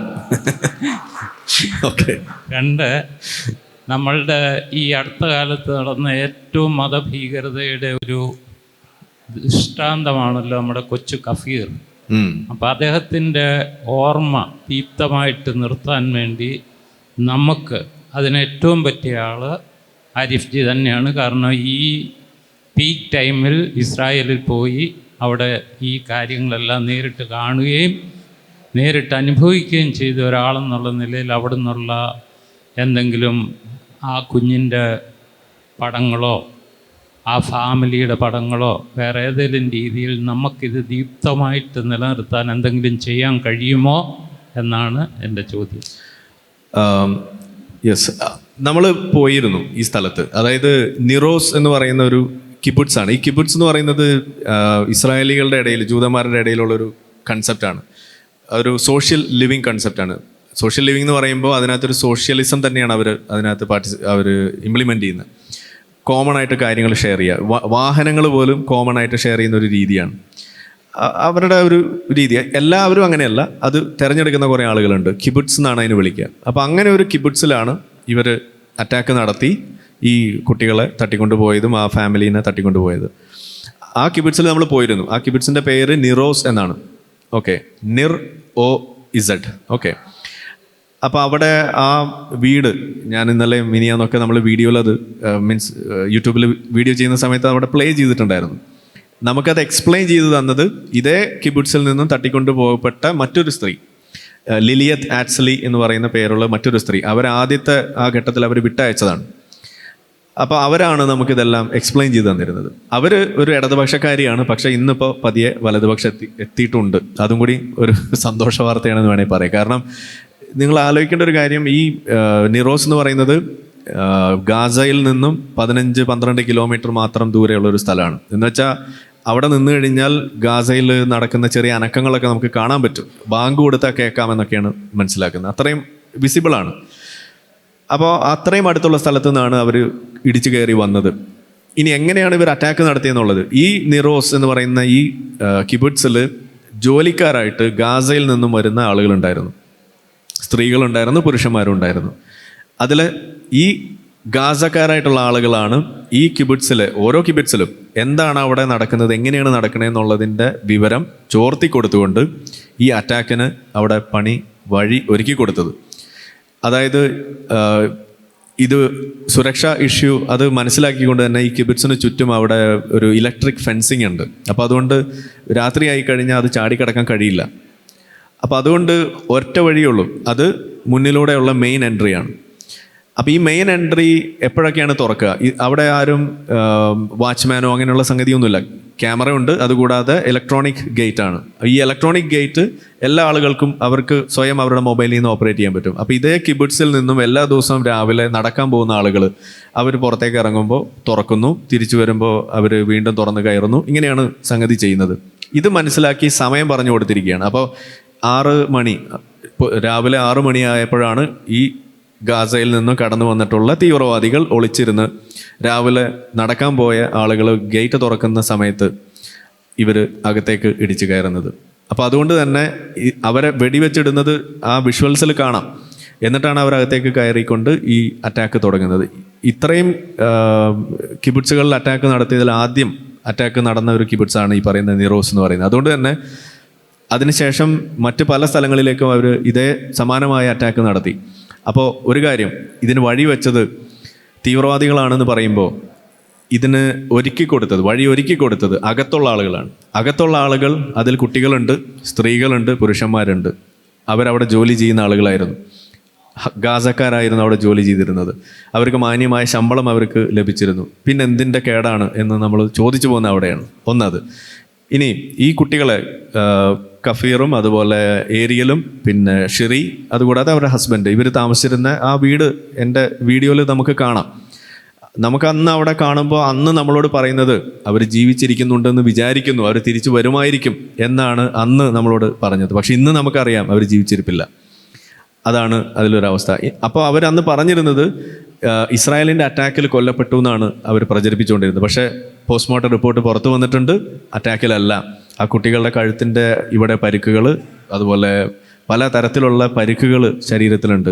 വെറും കൈകൾ കൊണ്ട് കഴുത്ത് ഞെരിച്ചും ശ്വാസം മുട്ടിച്ചും കൊന്നതിൻ്റെ പരിക്കുകളാണ് ഈ കുട്ടികളുടെ ശരീരത്തിലും അതുപോലെ തന്നെ ആ അമ്മയുടെ ശരീരത്തിലുള്ളത്. ഇതാണ് നമുക്ക് കാണാൻ കഴിയുന്നത്. അപ്പോൾ നമ്മളിവിടെ ഈ യാത്ര നടത്തിയപ്പോൾ നമുക്കുണ്ടായിട്ടുള്ള പ്രധാനപ്പെട്ട ഒരു ടേക്ക് ഹോം മെസ്സേജ് എന്ന് പറയുന്നത് 2 കാര്യമാണ്. ഒന്ന്, ഇവിടെ നമ്മൾ പറയുന്ന കാര്യമുണ്ട്, ഇത്രയും ആളിവിടെ കൊന്നു, ഇസ്രായേൽ അവിടെ പോയി കൊല്ലുന്നു. ഇത് രണ്ടും ഒന്നല്ലേ? ഇതാണ് ഏറ്റവും പ്രധാനപ്പെട്ട ചോദ്യം. ഒന്നല്ല. എന്തുകൊണ്ട് ഒന്നല്ല എന്ന് ചോദിച്ചു കഴിഞ്ഞാൽ 2 കാരണങ്ങൾ കൊണ്ടാണ്. ഒന്ന്, കൊല്ലണം, സിവിലിയൻസിനെ കൊല്ലണം എന്ന ഉദ്ദേശം, ഇൻറ്റൻഷൻ ഇതുണ്ടോ എന്നുള്ളതാണ് ഒന്നാമത്തെ കാര്യം. അത് ഹമാസിനുണ്ട്, ഇസ്രായേലിനില്ല. രണ്ടാമത്തേത്, ഇൻറ്റൻഷനോടൊപ്പം കൊല്ലാനുള്ള സംവിധാനം, കൊല്ലാനുള്ള മെത്തേഡ് അതുണ്ടോ? ഹമാസിന് അതുണ്ട്, ഇസ്രായേലിന് അതില്ല. അങ്ങനെ ഉദ്ദേശവുമില്ല, അങ്ങനെ ഒരു മെത്തേഡും ഇല്ല. എന്നാൽ കൊളാട്രലി കുട്ടികൾ കൊല്ലപ്പെടുന്നു. അതെന്തുകൊണ്ടാണ്? പ്രധാനമായിട്ടും ഈ മനുഷ്യ കവചമായിട്ട് വെച്ചതിൻ്റെ പേരിലാണ് ഏറ്റവും കൂടുതൽ കൊല്ലപ്പെടുന്നതാണ്. അപ്പോൾ ഇത് അവോയ്ഡ് ചെയ്യാൻ വേണ്ടിയിട്ട് എന്തെല്ലാം വഴികൾ ഇസ്രായേൽ നോക്കുന്നു. ഇതാണ് നമ്മൾ ചെയ്യേണ്ടത്. ഇനി എല്ലാത്തിനുപരി ഇതൊന്നും പറഞ്ഞിട്ട് നിങ്ങൾക്ക് മനസ്സിലാവുന്നില്ല എന്നുണ്ടെങ്കിൽ സിമ്പിളായിട്ടൊറ്റ കാര്യമുള്ളൂ. ഇസ്രായേലിൽ ചില ഈ ബോർഡറിനോട് ചേർന്ന് നടന്നിട്ടുള്ള സ്ഥലങ്ങളിൽ കുട്ടികൾ കളിക്കുന്ന പാർക്കുകളിൽ ബോംബ് അതിൻ്റെ സൈറൺ മുഴങ്ങുമ്പോൾ ഓടി ഒളിക്കാൻ വേണ്ടിയിട്ട് ചിലപ്പോൾ കുട്ടികൾക്ക് പറ്റിക്കൊള്ളുന്നില്ല കളിക്കുന്ന സമയത്ത്. അപ്പോൾ അതിനുവേണ്ടി അവർ ചെയ്തിരിക്കുന്നത് നമ്മുടെയൊക്കെ ഇവിടെയുള്ള കളി സ്ഥലങ്ങളിലൊക്കെ ഈ കാറ്റർപില്ലർ അതുപോലുള്ള സാധനങ്ങളൊക്കെ പണിത് വെക്കുന്നത് അവരവിടെ ബോംബ് ഷെൽട്ടറായിട്ട് തന്നെ അങ്ങ് പണിതിരിക്കുകയാണ്. കുട്ടികൾ അതിനകത്ത് തന്നെ നിന്നാൽ മതി, വേറെ എങ്ങോട്ടേക്ക് ഓടി പോകാൻ നിൽക്കണ്ട എന്നുള്ളതാണ് അവരിപ്പോൾ കണക്ക്. എന്ന് വെച്ചാൽ സൈറൺ മുഴങ്ങുക, ബോംബ് വീഴുമെന്നുള്ള മെസ്സേജ് നിങ്ങൾ മനസ്സിലാക്കുക, ഓടി ഒളിക്കുക എന്ന് പറയുന്നത് ഇന്ന് വളർന്നു വരുന്ന കുട്ടികളുടെ ഒരു നിത്യജീവിതത്തിൻ്റെ ഭാഗമാണെന്ന് മാത്രമല്ല, ഒരു കാര്യം കൂടി ശ്രദ്ധിക്കേണ്ടത്, അവരാരും എവിടെ നിന്നാണ് ഈ ബോംബ് വരുന്നതെന്ന് അറിയാതെയാണ് വളർന്നുകൊണ്ടിരിക്കുന്നത്. ഇതെന്തോ ഒരു പ്രശ്നം അവിടെ നടക്കുന്നുണ്ട്, അതുകൊണ്ട് നിങ്ങൾ ശ്രദ്ധിക്കണം, ഇത്രയേ ഉള്ളൂ. അല്ലാതെ നിങ്ങളുടെ ശത്രുക്കൾ അപ്പുറത്തു നിന്ന് വിടുന്നതാണ് എന്ന് പറഞ്ഞിട്ടല്ല അവിടെയുള്ള കുട്ടികളെ വളർത്തുന്നത്. എന്നാൽ ഗാസയിലെ കുട്ടികളെ വളർത്തുന്നത് ചെറിയ കുട്ടികളെ പോലും അവരുടെ ഡ്രില്ല്, എക്സ്ട്രാ കരിക്കുലർ ആക്ടിവിറ്റിയുടെ ഭാഗമായിട്ട് ഡ്രില്ല് ചെയ്യുന്ന സമയത്ത് ഈ കിബുട്സുകളിൽ പോയിട്ട് അല്ലെങ്കിൽ ഇസ്രായേലി ജൂതന്മാരുടെ വീടുകളിൽ പോയിട്ട് അവരെ തട്ടിക്കൊണ്ടു പോകുന്നത് എങ്ങനെ എന്ന് ചെറിയ കുട്ടികളെ കൊണ്ട് നാടകം കളിപ്പിക്കുന്നതാണ് നിങ്ങൾക്ക് അവിടെ കാണാൻ കഴിയുക. ഇതൊക്കെയാണ് ആ വ്യത്യാസം എന്ന് പറയുന്നത്. ഇതെല്ലാം നമുക്ക് നേരിട്ട് കാണാനും മനസ്സിലാക്കാനൊക്കെ സാധിക്കും. ആർക്കും എപ്പോഴും പോകാവുന്നതേ ഉള്ളൂ എന്നുള്ളതാണ്. ഇനി ഒരു ചെറിയൊരു വിഷ്വൽ കൂടി പറയുകയാണെങ്കിൽ, മജ്ദൽ ഷംസ് എന്ന് പറയുന്ന സ്ഥലം, അത് ലെബനോൻ ബോർഡറിൽ ഇസ്രായേലിൻ്റെ നോർത്തേൺ ബോർഡറിലുള്ളതാണ്. അവിടെ നമ്മൾ പോയി, നിങ്ങൾ എത്ര പേര് കണ്ടിട്ടുണ്ടാവുമെന്ന് അറിയില്ല, അവിടെ ഒരു ഫുട്ബോൾ കളിച്ചുകൊണ്ടിരുന്ന 12 കുട്ടികൾ കൊല്ലപ്പെട്ടു. ആ 12 കുട്ടികൾ കൊല്ലപ്പെട്ട വാർത്ത ആദ്യം 11 കുട്ടികൾ കൊല്ലപ്പെട്ടു എന്ന് പറഞ്ഞിട്ടാണ് വന്നത്. ഈ 11 കുട്ടികളും ജൂതന്മാരല്ല എന്നുള്ളതാണ്. അവർ ഡ്രൂസ് വിഭാഗത്തിൽപ്പെട്ടുള്ള കുട്ടികളാണ്. കാരണം ഈ ബോർഡറിനോട് ചേർന്ന് കിടക്കുന്ന വില്ലേജ് മജ്ദൽ ഷംസ് എന്ന് പറയുന്നത് ഡ്രൂസ് വിഭാഗത്തിലുള്ള ആളുകൾ ജീവിക്കുന്ന ഒരു ഗ്രാമമാണ്. ആ ഗ്രാമത്തിൽ ഈ ലെബനോൻ ബോർഡറിൽ നിന്നും ഈ റോക്കറ്റ് അയച്ചിരിക്കുന്നത് നമുക്ക് ഇവിടുന്ന് നോക്കിയാൽ കാണുന്ന ദൂരത്തിലുള്ള സ്ഥലത്തു നിന്നാണ്. എന്ന് വെച്ചാൽ അവിടെ കുട്ടികൾ കളിക്കുന്നത് കാണാൻ പറ്റും. അപ്പം നിങ്ങൾ പറയുക, ഇൻറ്റൻഷൻ ആർക്കാണ്? അവരെ കൊല്ലണമെന്നുള്ള ഇൻറ്റൻഷൻ ആർക്കാണ്? അതിനുള്ള മെത്തേഡ് ആരുടെ കയ്യിലാണുള്ളത്? അവിടെ ഒരു സൈനിക പോസ്റ്റില്ല, ഒരു സൈനിക ആക്ടിവിറ്റിയും ഇല്ലാത്ത സമയത്താണ് ഈ പണി അവർ ചെയ്തത്. ഈ കുട്ടികൾ അവിടെ കൊല്ലപ്പെട്ടപ്പോൾ ആദ്യത്തെ ദിവസം 11 കുട്ടികൾ കൊല്ലപ്പെട്ടു എന്ന് പറഞ്ഞ് വാർത്ത. പക്ഷേ ഒരു കുട്ടിയെ കാണുന്നില്ല എന്ന് വരുന്നു. ആ കാണാത്ത കുട്ടി ആരാണ്? ഈ കളിക്കാൻ വന്ന കുട്ടികളിൽ കൊല്ലപ്പെട്ട ഒരു കുട്ടിയുടെ കൂടെ വന്ന കുട്ടിയാണ്. ആ കുട്ടിയെ കാണാനില്ല. അതറിയാൻ വേണ്ടി അവർ അടുത്ത ദിവസം DNA കിറ്റുമായിട്ട് വീണ്ടും ടെസ്റ്റ്, അവിടെ പരിശോധന നടത്തിയപ്പോഴാണ് മനസ്സിലാവുന്നത് ഈ റോക്കറ്റ് പതിച്ചത് ഒരു കുട്ടിയുടെ നേരെ മേത്ത് തന്നെയാണ്. ആ കുട്ടി അവിടെ ഓൺ ദ സ്പോട്ട് ചിന്ന ഭിന്നമായി പോകുന്ന അവസ്ഥ. അത് കാരണം ശവശരീരം കിട്ടിയില്ല. അങ്ങനെയാണ് 30 മണിക്കൂറുകൾക്ക് ശേഷം DNA ടെസ്റ്റിലൂടെ 12ാമത്തെ ഒരു കുട്ടിയും കൂടി ഉണ്ടെന്ന് തിരിച്ചറിയുന്നത്. ഇത് എവിടെയെങ്കിലും നമ്മൾ വാർത്തകളായിട്ട് കണ്ടോ? ഇത് എവിടെയെങ്കിലും ഓൾ ഐസ് ഓൺ മജ്ദൽ ഷംസ് എന്ന് പറഞ്ഞിട്ട് കരയുന്നത് എവിടെയെങ്കിലും കണ്ടിട്ടുണ്ടോ? ഇല്ല. ഇത് ജൂതന്മാർ പോലും അല്ല എന്നും കൂടിയാണ് നമ്മൾ ആലോചിക്കേണ്ടത്. ഇത് നമുക്കവിടെ കാണാം. ഇന്നും അത് അവിടെ പ്രിസർവ് ചെയ്ത് വെച്ചിരിക്കുകയാണ്. ഇതാണ് നമ്മളുടെ മുന്നിലുള്ള ചില യാഥാർത്ഥ്യങ്ങൾ എന്ന നിലയ്ക്ക് നമുക്ക് കാണാൻ പറ്റുന്ന സ്ഥലം. ഇത് കാണുമ്പോഴാണ് നമ്മൾ ഈ പറഞ്ഞ 2 സാധനം, ഇൻറ്റൻഷൻ ആൻഡ് ആ ഒരു കില്ലിംഗ് മെത്തേഡ്സ്, ഇത് രണ്ടും അവിടെ വെച്ചുകൊണ്ട് സിവിലിയൻസിനെ ടാർഗറ്റ് ചെയ്യുന്ന ഒരു രീതി ഇസ്രായേലിന് ഇല്ല എന്ന് മാത്രമല്ല, സിവിലിയൻസിനെ പ്രൊട്ടക്റ്റ് ചെയ്യുക എന്ന് പറയുന്ന ഒരു ലക്ഷ്യം അതുണ്ടെങ്കിൽ അതാർക്കാണ്? അതും ഇസ്രായേലിന് മാത്രമേ ഉള്ളൂ. അത് സ്വന്തം സിറ്റിസനെ മാത്രമല്ല, ഗാസയിലെ സിവിലിയൻസിനെയും കൂടി സംരക്ഷിക്കാനുള്ള വഴികൾ അതും ഇസ്രായേൽ ചെയ്യുന്നുണ്ട്. അതെന്താണ്? ബോംബ് ഇടുന്നതിന് മുന്നേ അവിടെ അറിയിപ്പ് കൊടുക്കും, ഇവിടെ ഉണ്ട്, നിങ്ങളുടെ ഈ അപ്പാർട്ട്മെൻറ്റിന് താഴെ തുരങ്കമുണ്ട്, അവിടെ നിന്ന് റോക്കറ്റ് വീണിട്ടുണ്ട്, ഇവിടെ ബോംബിടാൻ പോവുകയാണ് എന്ന് മുന്നറിയിപ്പ് കൊടുക്കുകയാണ്. ആ മുന്നറിയിപ്പ് കൊടുക്കുമ്പോൾ സത്യത്തിൽ അവിടെ നിന്ന് രക്ഷപ്പെടുന്നത് സിവിലിയൻസ് അല്ല എന്നുള്ളതാണ് അതിൽ ഏറ്റവും വലിയ വേദനിപ്പിക്കുന്ന പ്രശ്നം. കാരണം ആ സമയം ഉപയോഗിച്ച് രക്ഷപ്പെടുന്നത് തീവ്രവാദികളാണ്. അവർ അടുത്ത സ്ഥലത്തേക്ക് ഒളിച്ചോടുന്നു.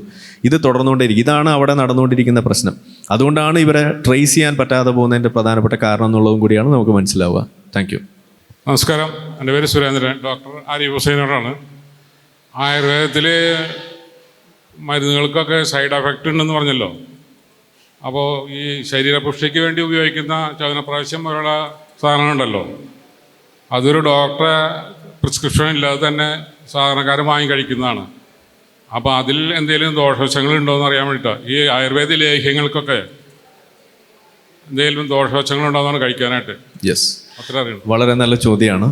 കാരണം ഇത് നമ്മളും അന്വേഷിച്ച് നമ്മൾ പഠനം നടത്തിയിട്ടുള്ളൊരു സംഗതിയാണ്. അതിൽ പ്രധാനപ്പെട്ട 2 പ്രശ്നമാണ്. ഒന്ന്, ഏത് ആയുർവേദ മരുന്ന് എടുത്തു കഴിഞ്ഞാലും അതിനകത്ത് നമുക്ക് കണ്ടെത്താൻ സാധിക്കുന്ന ടോക്സിക് ആയിട്ടുള്ള സംഗതികൾ, അത് മരുന്നിൻ്റെ ഭാഗമായിട്ടുള്ള സംഗതികളാണ് ഈ പറയുന്നത്. അഡൾട്രൻസ് അല്ല നമ്മൾ പറയുന്നത്. ഓക്കെ, അതിൽ ഹെവി മെറ്റൽസ് ഒരു ഭാഗം ഉണ്ടെങ്കിൽ മറ്റൊരു വിഭാഗം എന്ന് പറയുന്നത് അതിൽ ഉപയോഗിക്കുന്ന ഹെർബ്സ് തന്നെയാണ് പ്രശ്നം. ഇപ്പോൾ അശ്വഗന്ധ എന്ന് പറയുന്നത് ഏറ്റവും കൂടുതൽ ഇതുപോലെയുള്ള സംഗതികളൊക്കെ ഉപയോഗിക്കുന്ന സാധനമാണ്. അത് എത്ര ശുദ്ധീകരിച്ച അശ്വഗന്ധ കൊടുത്താൽ പോലും അത് പ്രശ്നമാണ്. അതാണ് അതിലെ പ്രശ്നം. അങ്ങനത്തെ പല പല ഹെർബ്സ് ഉണ്ട്. അത് ഒരു ദോഷം. രണ്ടാമത്തെ ദോഷം എന്ന് പറയുന്നത്, അല്ലെങ്കിൽ ഇതിനകത്ത് കാണുന്ന ഒരു പ്രധാന പ്രശ്നം എന്ന് പറയുന്നത്, യഥാർത്ഥത്തിൽ ചവനപ്രാശം എന്ന് പറഞ്ഞുകൊണ്ട് ആയുർവേദ വിധി പ്രകാരം നിങ്ങൾക്ക് നോക്കിയാൽ കിട്ടുന്ന ആ കമ്പോസിഷൻ അത് അല്ല ഈ പറയുന്ന പല സാധനങ്ങളിലുള്ളത്.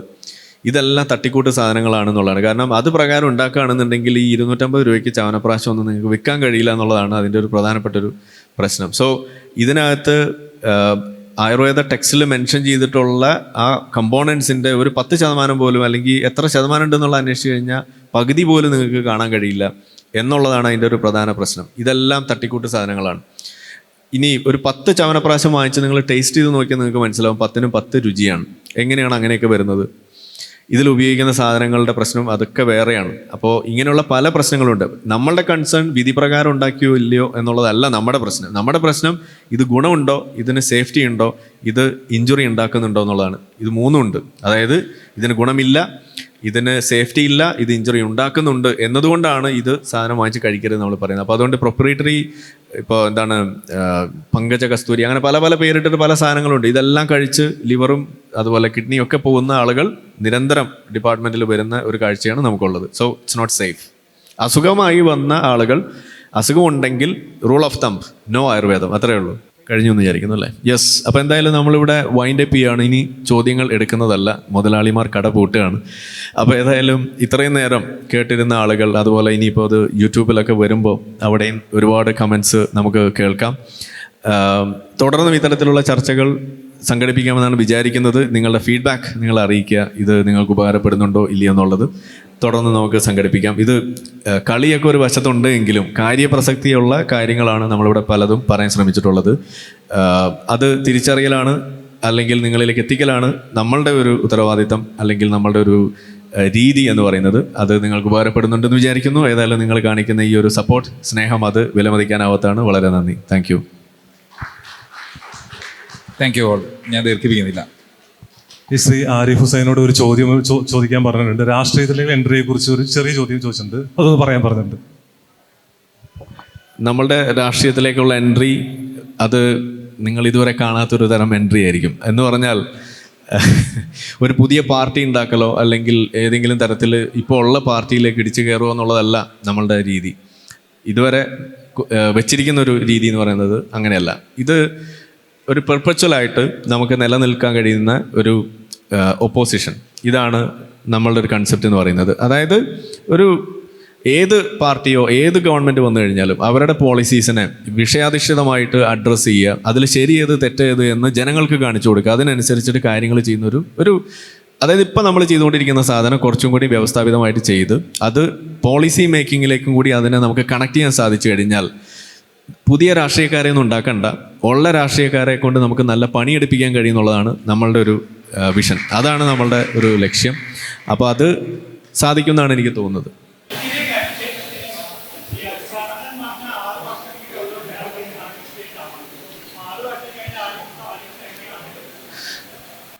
അതിന് മറുപടി പറഞ്ഞു കഴിഞ്ഞാൽ പ്രശ്നമാണ്. അത് ഒറ്റ കാര്യമേ ഉള്ളൂ, 6 വർഷം ഇസ്ലാം ഉണ്ടാവുമോ എന്നുള്ളതാണ് നമ്മൾ നോക്കേണ്ടത്. അതാണ് അതിനുള്ള ത്രാണി. കാരണം ഞാൻ പറഞ്ഞല്ലോ, സോഷ്യൽ മീഡിയ ഒക്കെ കഴിഞ്ഞ് ഇന്നിപ്പോൾ മെയിൻ സ്ട്രീം മീഡിയ ഇസ്ലാമിൻ്റെ കാര്യങ്ങൾ മറ്റു മതങ്ങളെ വിമർശിക്കുന്നത് പോലെ തന്നെ വിമർശിക്കുന്ന ഒരു നിലയിലേക്ക് എത്തിയിട്ടുണ്ട്. ഇപ്പോൾ കഴിഞ്ഞ ദിവസം ഉസ്താദിൻ്റെ വിഷയം, നബീസുമ മഞ്ഞ് വാരി എറിഞ്ഞതും, അതുപോലെ ഇപ്പോൾ AP ഉസ്താദ് ഉണ്ടാക്കുന്ന പ്രശ്നങ്ങൾ, മദ്യപ്പുഴ ഹൂറി എന്നൊക്കെ ടൈറ്റിൽ ഇട്ടിട്ട് വാർത്ത ചെയ്യുന്ന അവസ്ഥയിലേക്ക് വന്നിട്ടുണ്ട്. പണ്ടൊക്കെ നമ്മളിത് പറയുമ്പോൾ വലിയ പ്രശ്നമായിരുന്നു. ഇന്ന് ഇത് എല്ലാവരും ചെയ്യുന്ന അവസ്ഥ. ഇനി സിനിമ കൂടി വന്നാൽ മതി, തീരുമാനമാവും. ഓക്കെ, അപ്പോൾ താങ്ക് യു. കഴിഞ്ഞു.